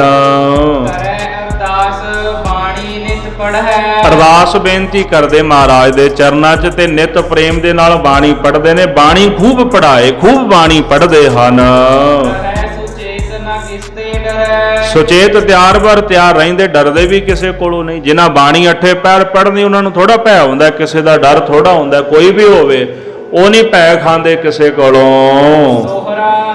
ਜਹ ਸੰਗਤ ਸੁਨੇ ਗੁਰ ਦਸਮ ਕੀ, ਤਹ ਡੇਰਾ ਲਾਏ ਸੁਜਾਏ। ਜਿਸ ਜਗ੍ਹਾ ਤੇ ਮਹਾਰਾਜ ਕਲਗੀਧਰ ਦਸ਼ਮੇਸ਼ ਪਿਤਾ ਜੀ ਦੀ ਸੰਗਤ ਸੁਣਦੇ ਵੀ ਅੰਮ੍ਰਿਤ ਛਕੇ, ਅੰਮ੍ਰਿਤਧਾਰੀ ਪਰਿਵਾਰ ਫਲਾਣੇ ਇਲਾਕੇ ਵਿੱਚ, ਪਿੰਡ ਵਿੱਚ ਜਗ੍ਹਾ ਤੇ ਰਹਿੰਦੇ ਨੇ, ਉੱਥੇ ਹੀ ਜਾ ਕੇ ਉਹ ਆਪਣਾ ਡੇਰਾ ਲਾਉਂਦੇ ਹਨ। ਕੁੜੀ ਘੁੱਟ ਮੀਣੇ ਪਸੰਦ ਪੁਝਾਏ। ਰਾਮ ਰਈਆਂ ਕੋਲ ਨਹੀਂ ਜਾਂਦੇ। ਜਿਹੜੇ ਇਸੇ ਪ੍ਰਕਾਰ ਗੰਗੂ ਸ਼ਾਹੀਏ ਨੇ ਉਹਨਾਂ ਕੋਲ ਨਹੀਂ ਬਹਿੰਦੇ। ਕੁੜੀ ਘੁੱਟ ਜਿਹੜੇ ਕੁੜੀਆਂ ਨੂੰ ਮਾਰ ਦਿੰਦੇ ਨੇ, ਲੜਕੀਆਂ ਨੂੰ ਮਾਰਦੇ ਨੇ, ਉਹਨਾਂ ਕੋਲ ਨਹੀਂ ਜਾ ਕੇ ਬਹਿੰਦੇ। ਇਸੇ ਪ੍ਰਕਾਰ ਮੀਣੇ ਪ੍ਰਿਥੀ ਚਾਂਦੀ ਜਿਹੜੀ ਅੰਸ਼ ਬੰਸ ਉਹਨਾਂ ਕੋਲ ਨਹੀਂ ਬਹਿੰਦੇ। ਤੇ ਮਸੰਦ ਜਿਹੜੇ ਗੁਰੂ ਘਰ ਦੀ ਮਾਇਆ ਗੋਲਕਾਂ ਖਾ ਗਏ, ਦਸਵੰਧ ਖਾ ਗਏ ਮਹਾਰਾਜ ਦਾ, ਤੇ ਉਹਨਾਂ ਕੋਲ ਜਾ ਕੇ ਨਹੀਂ ਬਹਿੰਦੇ। ਉਹ ਉਹਨਾਂ ਤੋਂ ਖਿਜਾਉਂਦੇ ਨੇ ਆਪਣੇ ਆਪ ਨੂੰ। ਇੱਕ ਦਿਨ ਅਜਿਹਾ ਸਮਾਂ ਬਣਿਆ ਹੈ, ਇੱਕ ਦਿਨ ਜਿੱਥੇ ਉਹਨਾਂ ਨੇ ਆਪਣਾ ਡੇਰਾ ਕੀਤਾ ਸੀ ਨਾ, ਗੁਰਸਿੱਖਾਂ ਦਾ ਪਰਿਵਾਰ ਉੱਥੇ ਰਹਿੰਦਾ ਸੀ, ਤੇ ਅਚਾਨਕ ਜਿਹੜੇ ਗੰਗੂ ਸ਼ਾਹੀ ਸਨ ਉਹ ਵੀ ਉੱਥੇ ਆ ਗਏ ਹਨ। ਜਿਹੜਾ ਗੰਗੂ ਸੀਗਾ, ਇਤਿਹਾਸ ਵਿੱਚ ਇਹਨਾਂ ਦਾ ਜ਼ਿਕਰ ਆਉਂਦਾ, ਭਾਈ ਗੰਗੂ ਗੁਰੂ ਅਮਰਦਾਸ ਮਹਾਰਾਜ ਦੇ ਸਿੱਖ ਸਨ। ਪਰ ਇਹਨਾਂ ਦੀ ਕਥਾ ਵੀ ਬੜੀ ਅਜਬ ਹੈ, ਕਿ ਜਾ ਕੇ ਉਹ ਵੀ ਸਰਵਣ ਕਰਾਂਗੇ ਵੀ ਇਹਨਾਂ ਨੇ ਕੀ ਕੀਤਾ ਸੀ, ਵੀ ਕਿਉਂ ਮਹਾਰਾਜ ਦੇ ਸਤਿਗੁਰੂ ਸੱਚੇ ਪਾਤਸ਼ਾਹ ਜੀ ਦੇ ਪੰਥ ਦੇ ਇਹਨਾਂ ਨੂੰ ਛੇਕਿਆ ਸੀਗਾ ਵੀ ਇਹਨਾਂ ਨਾਲ ਮੇਲ ਨਹੀਂ ਰੱਖਣਾ। ਹੈ ਗੁਰੂ ਕੇ ਸਿੱਖ ਹੀ ਸਨ। ਇਹਨਾਂ ਦਾ ਫਿਰ ਇੱਕ ਵੱਡਾ ਵਡੇਰਾ ਹੋਇਆ ਭਾਈ ਗੰਗੋ ਦੇ ਪਰਿਵਾਰਾਂ ਦੇ ਵਿੱਚ, ਉਹਨਾਂ ਤੇ ਉਹਦਾ ਨਾਮ ਖੜਗ ਸਿੰਘ ਸੀਗਾ, ਤੇ ਇਹ ਗੁਰੂ ਬਣ ਗਿਆ ਸੀ, ਜਿਸ ਕਾਰਨ ਕਰਕੇ ਸਿੱਖ ਇਹਨਾਂ ਨਾਲ ਲੱਗਦੇ ਸਨ। ਸੋ ਇਸ ਪ੍ਰਕਾਰ ਖੜਗ ਸਿੰਘ ਗੁਰੂ ਬੜੋ ਅਖਾਵੈ। ਇਹ ਖੜਗ ਸਿੰਘ ਆਪਣੇ ਆਪ ਨੂੰ ਵੱਡਾ ਗੁਰੂ ਅਖਵਾਉਂਦਾ ਹੈ, ਤੇ ਸੰਗਤ ਦੇ ਵਿੱਚ ਕਰਾਮਾਤਾਂ ਵਿਖਾਉਂਦੇ ਹਨ। ਇਸੇ ਪ੍ਰਕਾਰ ਇਹਨਾਂ ਦੀ 82 ਗੋਤ ਸੀ, ਤੇ ਜਿਹੜੀ ਗੰਗੋ ਵਾਲੀ ਮੰਜੀ ਸੀ ਇਹਨਾਂ ਦੇ ਕੋਲ ਸੀ। ਅਸਲ ਵਿੱਚ ਇਹ ਮੰਜੀ ਗੁਰੂ ਅਮਰਦਾਸ ਮਹਾਰਾਜ ਨੇ ਦਿੱਤੀ ਸੀ। ਭਾਈ ਗੰਗੋ ਨੂੰ ਗੁਰੂ ਅਮਰਦਾਸ ਮਹਾਰਾਜ ਨੇ ਪ੍ਰਚਾਰ ਵਾਸਤੇ ਭੇਜਿਆ ਸੀਗਾ। 22 ਮੰਜੀਆਂ ਜਿਹੜੀਆਂ ਥਾਪੀਆਂ ਸਨ, ਉਹਨਾਂ 22 ਮੰਜੀਆਂ ਚੋਂ ਇੱਕ ਮੰਜੀ ਇਹਨਾਂ ਨੂੰ ਮਿਲੀ ਸੀ ਤੇ ਉਹ ਮੰਜੀ ਇਸੇ ਤਰ੍ਹਾਂ ਚੱਲਦੀ ਆ ਰਹੀ ਸੀ। ਉਹ ਮੰਜੀ ਹੈ ਤਾਂ ਪ੍ਰਚਾਰਕ ਸਿੱਖ ਦੀ ਸੀ, ਵੀ ਸਿੱਖੀ ਦਾ ਪ੍ਰਚਾਰ ਕਰਨਾ, ਪਰ ਹੌਲੀ ਹੌਲੀ ਜਿਹੜਾ ਖੜਗ ਸਿੰਘ ਸੀਗਾ, ਉਹ ਖੜਗ ਸਿੰਘ ਆ ਕੇ ਗੁਰੂ ਬਣ ਕੇ ਬਹਿ ਗਿਆ ਹੈ। ਭਾਈ ਰਤਨ ਸਿੰਘ ਜੀ ਕਹਿੰਦੇ ਜਿਹੜੇ ਭਾਈ ਗੰਗੋ ਸਨ, ਉਹਨਾਂ ਨੇ ਸ੍ਰੀ ਬਾਉਲੀ ਸਾਹਿਬ ਦੀ ਸੇਵਾ ਕੀਤੀ ਸੀ, ਗੋਇੰਦਵਾਲ ਸਾਹਿਬ। ਇਸ ਕਰਕੇ ਉਹਨਾਂ ਉੱਪਰ ਮਹਾਰਾਜ ਗੁਰੂ ਅਮਰਦਾਸ ਸੱਚੇ ਪਾਤਸ਼ਾਹ ਜੀ ਦੀ ਬੜੀ ਕਿਰਪਾ ਹੋਈ ਹੈ।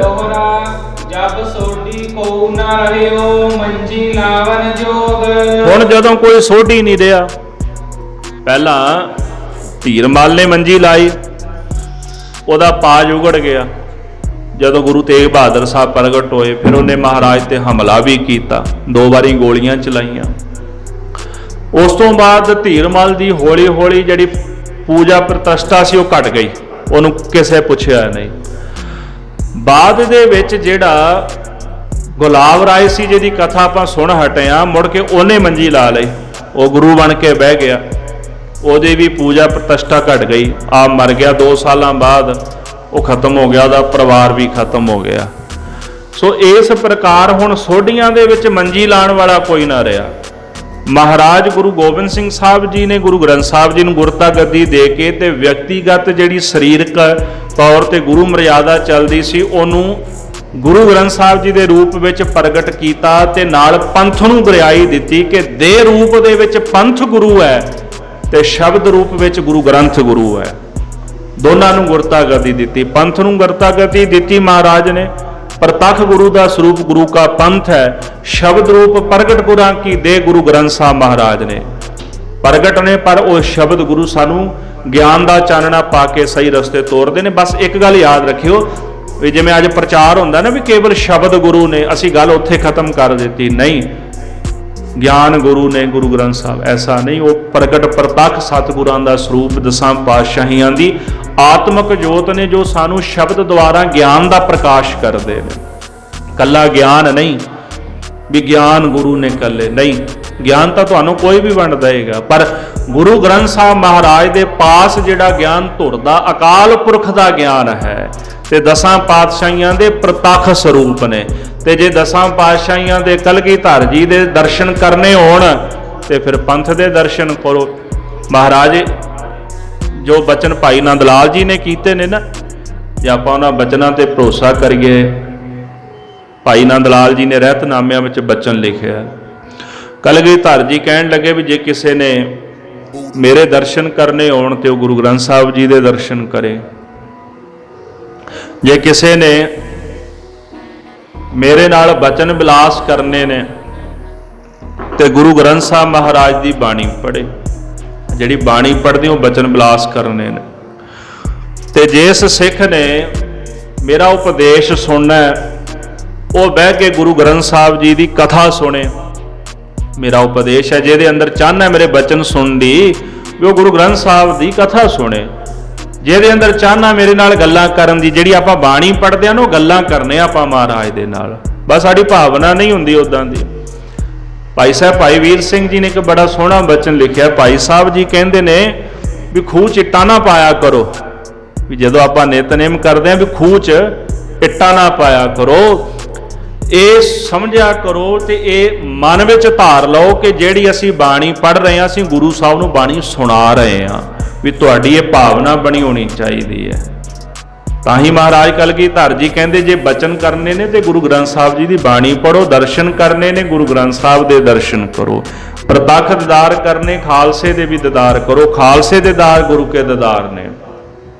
ਤਾਂ ਹੀ ਪਰਚਾ ਸ਼ਬਦ ਕਾ ਦੀਦਾਰ ਖਾਲਸੇ ਕਾ ਪੂਜਾ ਕਾਲ ਕੀ ਕਹਿੰਦੇ ਆ ਨਾ, ਇਸੇ ਕਰਕੇ ਕਿਹਾ ਜਾਂਦਾ ਹੈ। ਸੋ ਇਸ ਪ੍ਰਕਾਰ ਜਦ ਸੋਢੀ ਕੋ ਡਾ ਰਹੇ ਹੋ ਮੰਜੀ ਲਾਵਨ ਜੋਗ, ਤੇ ਜਦੋਂ ਕੋਈ ਵੀ ਸੋਢੀ ਮੰਜੀ ਲਾਣ ਦੇ ਯੋਗ ਨਾ ਰਿਹਾ, ਗੁਲਾਬ ਰਾਏ ਵੀ ਮਰ ਗਿਆ, ਇਸੇ ਪ੍ਰਕਾਰ ਧੀਰਮਲ ਆਦਿਕੁਨ ਉਹ ਵੀ ਸਾਰੇ ਖਤਮ ਹੋ ਗਏ, ਤੇ ਅਖੀਰ ਬਚੇ ਸਨ ਇਹ ਗੰਗੂ ਸ਼ਾਹੀਏ, ਜਿਨ੍ਹਾਂ ਦੀ ਮੰਜੀ ਹਲੇ ਚੱਲਦੀ ਆਉਂਦੀ ਸੀ। ਹਾਂਜੀ, ਸੰਗਤ ਰੰਡੀ ਕਹੈ ਘੇਰ ਲਏ ਉਨ ਲੋਗ। ਹੁਣ ਇਹਨਾਂ ਨੇ ਆਖਿਆ ਵੀ ਤੁਹਾਡਾ ਗੁਰੂ ਤਾਂ ਕੋਈ ਹੈ ਨਹੀਂ, ਵੀ ਤੁਸੀਂ ਤਾਂ ਗੁਰੂ ਤੋਂ ਰਹਿਤ ਹੋ, ਗੁਰੂ ਤੋਂ ਹੀਣੇ ਹੋ। ਤੇ ਇਹਨਾਂ ਨੇ ਸੰਗਤਾਂ ਨੂੰ ਘੇਰ ਲਿਆ। ਜਦੋਂ ਤੁਹਾਡਾ ਗੁਰੂ ਹੀ ਕੋਈ ਨਹੀਂ ਤੇ ਤੁਸੀਂ ਕਿਹਦੇ ਮਗਰ ਜਾਓਗੇ? ਆਓ ਸਾਡੇ ਕੋਲ, ਅਸੀਂ ਤੁਹਾਨੂੰ ਉਪਦੇਸ਼ ਦਿੰਦੇ ਆ। ਇਹਨਾਂ ਨੇ ਸੰਗਤ ਨੂੰ ਭੁਲਾ ਲਿਆ, ਵਗਰਾ ਲਿਆ, ਤੇ ਇਸ ਤਰ੍ਹਾਂ ਸਾਰੀ ਸੰਗਤ ਘੇਰ ਕੇ ਤੇ ਆਪਣੇ ਪਿੱਛੇ ਲਾ ਲਈ। ਤੇ ਕੁਦਰਤੀ ਗੱਲ ਹੈ ਵੀ ਲੋਕ ਪਖੰਡ ਦੇ ਪਿੱਛੇ ਤੁਰਦੇ ਵੀ ਬੜੀ ਛੇਤੀ ਨੇ। ਤੁਸੀਂ ਜਿੰਨੀ ਮਰਜ਼ੀ ਕਥਾ ਸੁਣਾਈ ਜਾਓ, ਜਿੰਨਾ ਮਰਜ਼ੀ ਉਪਦੇਸ਼ ਮਹਾਰਾਜ ਦਾ ਜਿਹੜਾ ਬਖਸ਼ਿਸ਼ ਕੀਤਾ ਹੋਇਆ ਸੰਗਤਾਂ ਵਿੱਚ ਪ੍ਰਚਾਰੋ, ਪਰ ਦੰਭ ਦਾ ਪਸਾਰਾ ਇੰਨਾ ਕੁ ਜ਼ਿਆਦਾ ਵੀ ਲੋਕ ਦੰਭ ਵਾਲੇ ਪਾਸੇ ਛੇਤੀ ਤੁਰ ਪੈਂਦੇ, ਪ੍ਰਭਾਵਿਤ ਹੋ ਜਾਂਦੇ ਦੰਭ ਤੋਂ। ਪਖੰਡ ਜਿਹੜਾ ਬੰਦੇ ਨੂੰ ਪ੍ਰਭਾਵਿਤ ਕਰਦਾ ਨਾ, ਖਲੀਲ ਜ਼ਿਬਰਾਨ ਦੀ ਮੈਂ ਇੱਕ ਉਦਾਹਰਨ ਦੇ ਕੇ ਸਮਾਪਤੀ ਕਰਨ ਲੱਗਾ। ਖਲੀਲ ਜ਼ਿਬਰਾਨ ਨੇ ਇੱਕ ਸੁਪਨਾ ਵੇਖਿਆ, ਉਹ ਆਪ ਲਿਖਦਾ। ਕਹਿੰਦੇ ਵੀ ਇੱਕ ਦਿਨ ਸੁਪਨਾ ਆਇਆ ਮੈਨੂੰ, ਮੈਂ ਸੁਪਨੇ 'ਚ ਵੇਖਿਆ ਵੀ ਇੱਕ ਬਹੁਤ ਵੱਡੀ ਪਾਲਕੀ ਜਾ ਰਹੀ ਸੀ। ਉਸ ਪਾਲਕੀ ਦੇ ਵਿੱਚ ਕੋਈ ਪੁਰਸ਼ ਬੈਠਾ ਹੋਇਆ ਸੀ, ਬੜੇ ਨਗਾਰੇ ਵੱਜ ਰਹੇ, ਢੋਲ ਵੱਜ ਰਹੇ, ਅਤਰ ਛਿੜਕਿਆ ਜਾ ਰਿਹਾ ਸੀ। ਮੈਂ ਪੁੱਛਿਆ ਕੌਣ ਹੈ? ਕਹਿੰਦੇ ਮੂਸਾ ਜੀ ਜਾ ਰਹੇ ਨੇ। ਕਹਿੰਦਾ ਮੈਂ ਸੁਣ ਕੇ ਹੈਰਾਨ ਹੋਇਆ। ਚਲੋ ਕਹਿੰਦੇ ਉਹ ਪਾਲਕੀ ਲੰਘ ਗਈ, ਫਿਰ ਪਾਲਕੀ ਆ ਗਈ, ਫਿਰ ਬਹੁਤ ਸ਼ੋਰ ਸ਼ਰਾਬਾ। ਪਹਿਲੀ ਪਾਲਕੀ ਨਾਲੋਂ ਵੀ ਇਹਦੇ ਨਾਲ ਬਹੁਤਾ ਇਕੱਠ, ਅਤਰ ਛਿੜਕਿਆ ਜਾ ਰਿਹਾ, ਬੜੀਆਂ ਫੁੱਲਾਂ ਦੀ ਵਰਖਾ ਹੋ ਰਹੀ ਹੈ, ਢੋਲ ਵੱਜ ਰਹੇ ਨੇ, ਬੜਾ ਸ਼ੋਰ ਹੈ। ਕਹਿੰਦੇ ਮੈਂ ਫਿਰ ਪੁੱਛ ਲਿਆ ਕੌਣ? ਕਹਿੰਦੇ ਜੀ ਹਜ਼ਰਤ ਮੁਹੰਮਦ ਸਾਹਿਬ ਜਾ ਰਹੇ ਨੇ। ਕਹਿੰਦੇ ਫਿਰ ਇੱਕ ਪਾਲਕੀ ਆਈ, ਟੁੱਟੀ ਜੀ ਪਾਲਕੀ, ਨਾ ਕੋਈ ਅਤਰ ਛਿੜਕਣ ਵਾਲਾ, ਨਾ ਕੋਈ ਫੁੱਲ ਗਲ 'ਚ ਪਾਉਣ ਵਾਲਾ, ਨਾ ਕੋਈ ਫੁੱਲਾਂ ਦੀ ਵਰਖਾ ਕਰਨ ਵਾਲਾ। 4 ਕੁ ਬੰਦੇ ਨਾਲ ਜਿਨ੍ਹਾਂ ਪਾਲਕੀ ਚੁੱਕੀ ਹੋਈ। ਪਰ ਹੈਰਾਨਗੀ ਦੀ ਗੱਲ ਵੀ ਉਸ ਪਾਲਕੀ ਵਿੱਚ ਬੈਠਾ ਹੋਇਆ ਪੁਰਸ਼ ਬੜਾ ਪ੍ਰਤਾਪੀ ਸੀ। ਉਹਦੇ ਚਿਹਰੇ ਤੇ ਇੰਨਾ ਕੁ ਪ੍ਰਤਾਪ, ਇੰਨਾ ਕੁ ਚਾਨਣ ਸੀ ਵੀ ਮੈਂ ਦੰਗ ਰਹਿ ਗਿਆ ਵੇਖ। ਪਾਲਕੀ ਭਾਵੇਂ ਟੁੱਟੀ ਹੈ, ਕੋਈ ਸੈਂਟ ਪਾਉਣ ਵਾਲਾ ਨਹੀਂ, ਕੋਈ ਫੁੱਲਾਂ ਦੀ ਮਾਲਾ ਪਾਉਣ ਵਾਲਾ ਨਹੀਂ, ਬੰਦਿਆਂ ਦਾ ਇਕੱਠ ਵੀ ਨਹੀਂ, ਵੀ 4 ਕੁ ਬੰਦੇ ਨਾਲ। ਕਹਿੰਦਾ ਮੈਂ ਹੈਰਾਨ ਹੋਇਆ ਵੀ ਇਹਦੇ ਨਾਲ ਦਾ ਇਕੱਠ ਜ਼ਿਆਦਾ ਹੋਣਾ ਚਾਹੀਦਾ ਸੀ ਪਹਿਲੀਆਂ ਪਾਲਕੀਆਂ ਨਾਲੋਂ ਵੀ। ਤੀਜੀ ਪਾਲਕੀ ਪਹਿਲੀ ਨਾਲ ਘੱਟ ਸੀ, ਦੂਜੇ ਨਾਲ ਉਹਦੇ ਨਾਲੋਂ ਵੀ ਜ਼ਿਆਦਾ। ਕਹਿੰਦਾ ਮੈਂ ਪੁੱਛ ਬੈਠਾ ਜਿਹੜੇ ਪਾਲਕੀ ਚੁੱਕਣ ਵਾਲੇ ਸਨ, ਹੁਣ ਇਹ ਕੌਣ ਹੈ? ਆਖਦੇ ਜੀ ਖੁਦਾ ਜਾ ਰਿਹਾ ਹੈ, ਵੀ ਇਹ ਖੁਦਾ ਹੈ। ਭਾਵ ਇਹ ਹੈ ਕਿ ਖੁਦਾ ਦੇ ਨਾਲ ਬੰਦੇ 4 ਹੀ ਹੁੰਦੇ ਨੇ। ਫੈਸਲਾ ਆਪਾਂ ਮਹਾਰਾਜ ਕੋਲੋਂ ਲੈ ਲੈਂਦੇ ਆ, ਕੋਟਨ ਮੈਂ ਨਾਨਕ ਕੋ ਨਾਰਾਇਣ ਜਿਹੇ ਚੀਤ, ਵੀ ਕਰੋੜਾਂ ਵਿੱਚੋਂ ਕੋਈ ਇੱਕ ਅੱਧਾ ਹੀ ਹੈ ਨਾ। ਕੋਟਨ ਮੈਂ, ਕੋਟਨ ਦਾ ਅਖਰੀ ਅਰਥ ਕਰੋੜ, ਕੋਟਨ ਮੈਂ ਨਾਨਕ ਕੋ ਨਾਰਾਇਣ ਚੇ ਚੀਤ, ਜਿਹਨੂੰ ਪਰਮੇਸ਼ਰ ਯਾਦ ਕਰੋੜਾਂ ਵਿੱਚੋਂ ਇੱਕ ਅੱਧਾ। ਕੋਟ ਮੱਧੇ ਕੋ ਵਿਰਲਾ ਸੇਵਕ, ਹੋਰ ਸਗਲੇ ਵਿਵਹਾਰੀ। ਕਰੋੜਾਂ ਵਿੱਚੋਂ ਇੱਕ ਅੱਧਾ ਹੀ ਰੱਬ ਦਾ ਸੇਵਕ ਹੈ ਨਾ, ਬਾਕੀ ਦਾ ਵਪਾਰੀ ਨੇ ਸਾਰੇ। ਅਸੀਂ ਕਹਿੰਦੇ ਜੀ ਫਲਾਣੇ ਬਾਬੇ ਕੋ ਬੜਾ ਇਕੱਠ ਹੈ ਜੀ, ਕੁਝ ਤਾਂ ਸੱਚ ਸੁਣਾਉਂਦਾ ਹੋਏਗਾ। ਕਹਿੰਦੇ ਆ ਨਾ ਅੱਜ ਵੀ ਬੜੇ ਆਪਣੇ 'ਚ ਵੀ ਬੈਠੇ ਹੋਏ ਨੇ, ਹਰ ਵਕਤ ਨਿੰਦਿਆ ਨਿੰਦਿਆ ਨਿੰਦਿਆ, ਕਦੀ ਬਾਣੀ ਦੀ, ਕਦੀ ਬ੍ਰਹਮ ਕਵਚ ਦੀ ਨਿੰਦਿਆ ਕਰੀ ਜਾਣੀ, ਕਦੀ ਸੱਚਖੰਡ ਸ੍ਰੀ ਹਰਿਮੰਦਰ ਸਾਹਿਬ ਦੀ ਨਿੰਦਿਆ ਕਰੀ ਜਾਣੀ, ਕਦੀ ਮਹਾਂਪੁਰਸ਼ਾਂ ਦੀ ਨਿੰਦਿਆ ਕਰੀ ਜਾਣੀ। ਲੋਕ ਕਹਿੰਦੇ ਵੀ ਇੰਨਾ ਇਕੱਠ, ਕੋਈ ਤਾਂ ਉਹਦੇ ਕੋਲ ਕੁਛ ਤਾਂ ਹੋਏਗਾ ਨਾ। ਹੁਣ ਮੈਂ ਉਹਨੂੰ ਕੰਪੇਅਰ ਕਰ ਦੇਣਾ, ਇਕੱਠ ਦਾ ਸਰਸੇ ਵਾਲੇ ਕੋਲ ਵੀ ਬਹੁਤ ਸੀਗਾ। ਕਿੱਥੇ ਗਿਆ ਸਰਸੇ ਵਾਲਾ? ਤੁਸੀਂ ਮੰਨੋਗੇ ਵੀ ਸਰਸੇ ਵਾਲਾ ਸੱਚਾ? ਬੈਠਾ ਨਾ ਜੇਲ੍ਹ 'ਚ, ਆ ਜਾ, ਕਿੰਨੇ ਰੇਪ ਕੀਤੇ, ਕਿੰਨੇ ਕਤਲ ਕੀਤੇ, ਮਰਡਰ ਕੀਤੇ, ਉਹਦੇ ਕੋਈ ਅੰਤ ਸੀਗਾ? ਐਡੇ ਪਾਪ ਕੀਤੇ, ਲੁਕੋ ਕੇ ਕਮਾਇਆ ਨਾ ਸਾਰਾ ਕੁਝ, ਪਰ ਪ੍ਰਗਟ ਹੋ ਗਿਆ, ਅੱਜ ਅੰਦਰ ਬੈਠਾ। ਇਕੱਠ ਦੇ ਨਾਲ ਕੋਈ ਸੰਤ ਨਹੀਂ ਬਣ ਜਾਂਦਾ, ਇਕੱਠ ਦੇ ਨਾਲ ਕੋਈ ਮਹਾਂਪੁਰਸ਼ ਨਹੀਂ ਬਣ ਜਾਂਦਾ, ਇਕੱਠ ਦੇ ਨਾਲ ਕੋਈ ਧਰਮ ਦਾ, ਕੌਮ ਦਾ ਰਹਿਬਰ ਆਗੂ ਨਹੀਂ ਬਣ ਜਾਂਦਾ ਵੀ ਉਹਦੇ ਪਿੱਛੇ 1 2 ਲੱਖ ਬੰਦਾ ਤੇ ਸੱਚਾ ਹੋਊਗਾ। ਨਹੀਂ, ਸੱਚਖੰਡ ਸ੍ਰੀ ਹਰਿਮੰਦਰ ਸਾਹਿਬ ਜਾਓ, ਗੁਰੂ ਘਰਾਂ ਦੇ ਵਿੱਚ ਜਾਓ, ਕਿੰਨਾ ਕੁ ਇਕੱਠ ਹੁੰਦਾ। ਇਹ ਹੁੰਦੀ ਹੈ ਸੰਗਤ। ਇੱਕ ਹੋਰ ਛੋਟੀ ਜਿਹੀ ਐਗਜ਼ਾਮਪਲ ਦਿਆਂ, ਕੁਦਰਤੀ ਪ੍ਰਸੰਗ ਚੱਲਦਾ। ਸਰਦਾਰ ਅਜਮੇਰ ਸਿੰਘ ਜੀ ਲੇਖਕ ਨੇ, ਸਿੱਖ ਕੌਮ ਦੇ ਬੜੇ ਸੁਲਝੇ ਪੁਰਸ਼ ਨੇ, ਉਹਨਾਂ ਦੇ ਬਚਨ ਬੜੇ ਵਜ਼ਨਦਾਰ ਹੁੰਦੇ ਨੇ। ਉਹ ਇੱਕ ਗੱਲ ਸੁਣਾ ਰਹੇ ਸਨ ਕਿਸੇ ਸਿੰਘ ਦੀ। ਉਹ ਕਹਿੰਦੇ ਵੀ ਇੱਕ ਸਿੰਘ ਪਾਕਿਸਤਾਨ ਗਿਆ, ਜਦੋਂ ਉੱਥੋਂ ਦੇ ਸਥਾਨਾਂ ਦੇ ਦਰਸ਼ਨ ਕੀਤੇ ਨਾ, ਤੇ ਗੁਰਦੁਆਰਾ ਸਾਹਿਬ ਬੜੇ ਛੋਟੇ ਛੋਟੇ ਨੇ ਉੱਥੇ, ਪੁਰਾਣੇ ਬਣੇ ਹੋਏ। ਤੇ ਜਦੋਂ ਵਾਪਸ ਆਇਆ ਜ਼ਮੀਨਾਂ ਬੜੀਆਂ ਨੇ ਉੱਥੇ ਨਾ ਗੁਰਦੁਆਰਾ ਸਾਹਿਬ ਦੇ, ਮਹਾਰਾਜਾ ਰਣਜੀਤ ਸਿੰਘ ਨੇ ਬੜੀਆਂ ਜ਼ਗੀਰਾਂ ਲਾਈਆਂ ਸਨ, ਪਰ ਸਥਾਨ ਛੋਟੇ ਨੇ ਉੱਥੇ। ਜਦੋਂ ਸਿੱਖ ਆਇਆ, ਉਹ ਸਿੰਘ ਨੇ ਆ ਕੇ ਵਿਥਿਆ ਦੱਸੀ ਵੀ ਭਾਈ ਸਾਹਿਬ ਵੀ ਉੱਥੇ ਗੁਰਦੁਆਰਾ ਸਾਹਿਬ ਬੜੇ ਛੋਟੇ, ਪਰ ਜ਼ਮੀਨਾਂ ਬਹੁਤ ਜ਼ਿਆਦੀਆਂ ਨੇ, ਪਰ ਅਸਥਾਨ ਛੋਟੇ ਨੇ ਹਲੇ। ਉਦੋਂ ਦਾ ਕਾਰਨ ਕੀ ਸੀਗਾ ਵੀ ਗੁਰਦੁਆਰਾ ਸਾਹਿਬ ਇੰਨੇ ਛੋਟੇ ਨੇ ਵੀ ਵੱਡੇ ਨਹੀਂ ਬਣਾਏ ਗਏ? ਹੁਣ ਆਪਾਂ ਜੇ ਪੰਜਾਬ 'ਚ ਵੇਖੀਏ, ਜੇ ਕੰਪੇਅਰ ਕਰੀਏ ਤੇ ਪੰਜਾਬ 'ਚ ਸਥਾਨ ਬੜੇ ਵੱਡੇ ਨੇ। ਜੇ ਆਪਾਂ ਪੁਰਾਤਨ ਸਥਾਨ ਵੇਖੀਏ ਨਾ ਮਹਾਰਾਜ ਦੇ, ਸਾਰੇ ਛੋਟੇ ਸਨ, ਛੋਟੇ ਛੋਟੇ ਸਥਾਨ ਸਨ, ਬਿਲਡਿੰਗਾਂ ਇੰਨੀਆਂ ਵੱਡੀਆਂ ਨਹੀਂ ਸਨ, ਛੋਟੇ ਸਥਾਨ ਸਨ। ਉਹ ਕਹਿੰਦੇ ਕਾਰਨ ਇਹ ਹੈ ਕਿ ਸੰਗਤ ਹੀ ਇੰਨੀ ਕੁ ਹੁੰਦੀ ਹੈ, ਸੰਗਤ ਇੰਨੀ ਹੁੰਦੀ, ਇਕੱਠ ਬਹੁਤ ਵੱਡਾ ਹੁੰਦਾ ਹੈ। ਇਕੱਠ ਨੂੰ ਸੰਗਤ ਨਹੀਂ ਕਹਿੰਦੇ, ਬਸ ਸੰਗਤ ਥੋੜੀ ਹੁੰਦੀ ਹੈ। ਜਿਹੜੇ ਜਗਿਆਸੂ ਹੁੰਦੇ ਨੇ ਨਾ, ਉਹ ਥੋੜੇ ਹੁੰਦੇ ਨੇ। ਤਾਂ ਹੀ ਤਾਂ ਮਸ਼ਕੀਨ ਜੀ ਕਹਿੰਦੇ ਨੇ ਵੀ ਜੇ 1000 ਬੰਦੇ ਦਾ ਇਕੱਠ ਹੈ ਤੇ ਜਗਿਆਸੂ 100 ਕੀ ਹੋਣਗੇ, ਸ਼ਾਇਦ ਹੋ ਸਕਦਾ ਮੈਂ ਜ਼ਿਆਦਾ ਨਾ ਕਹਤੇ ਹੋਣ।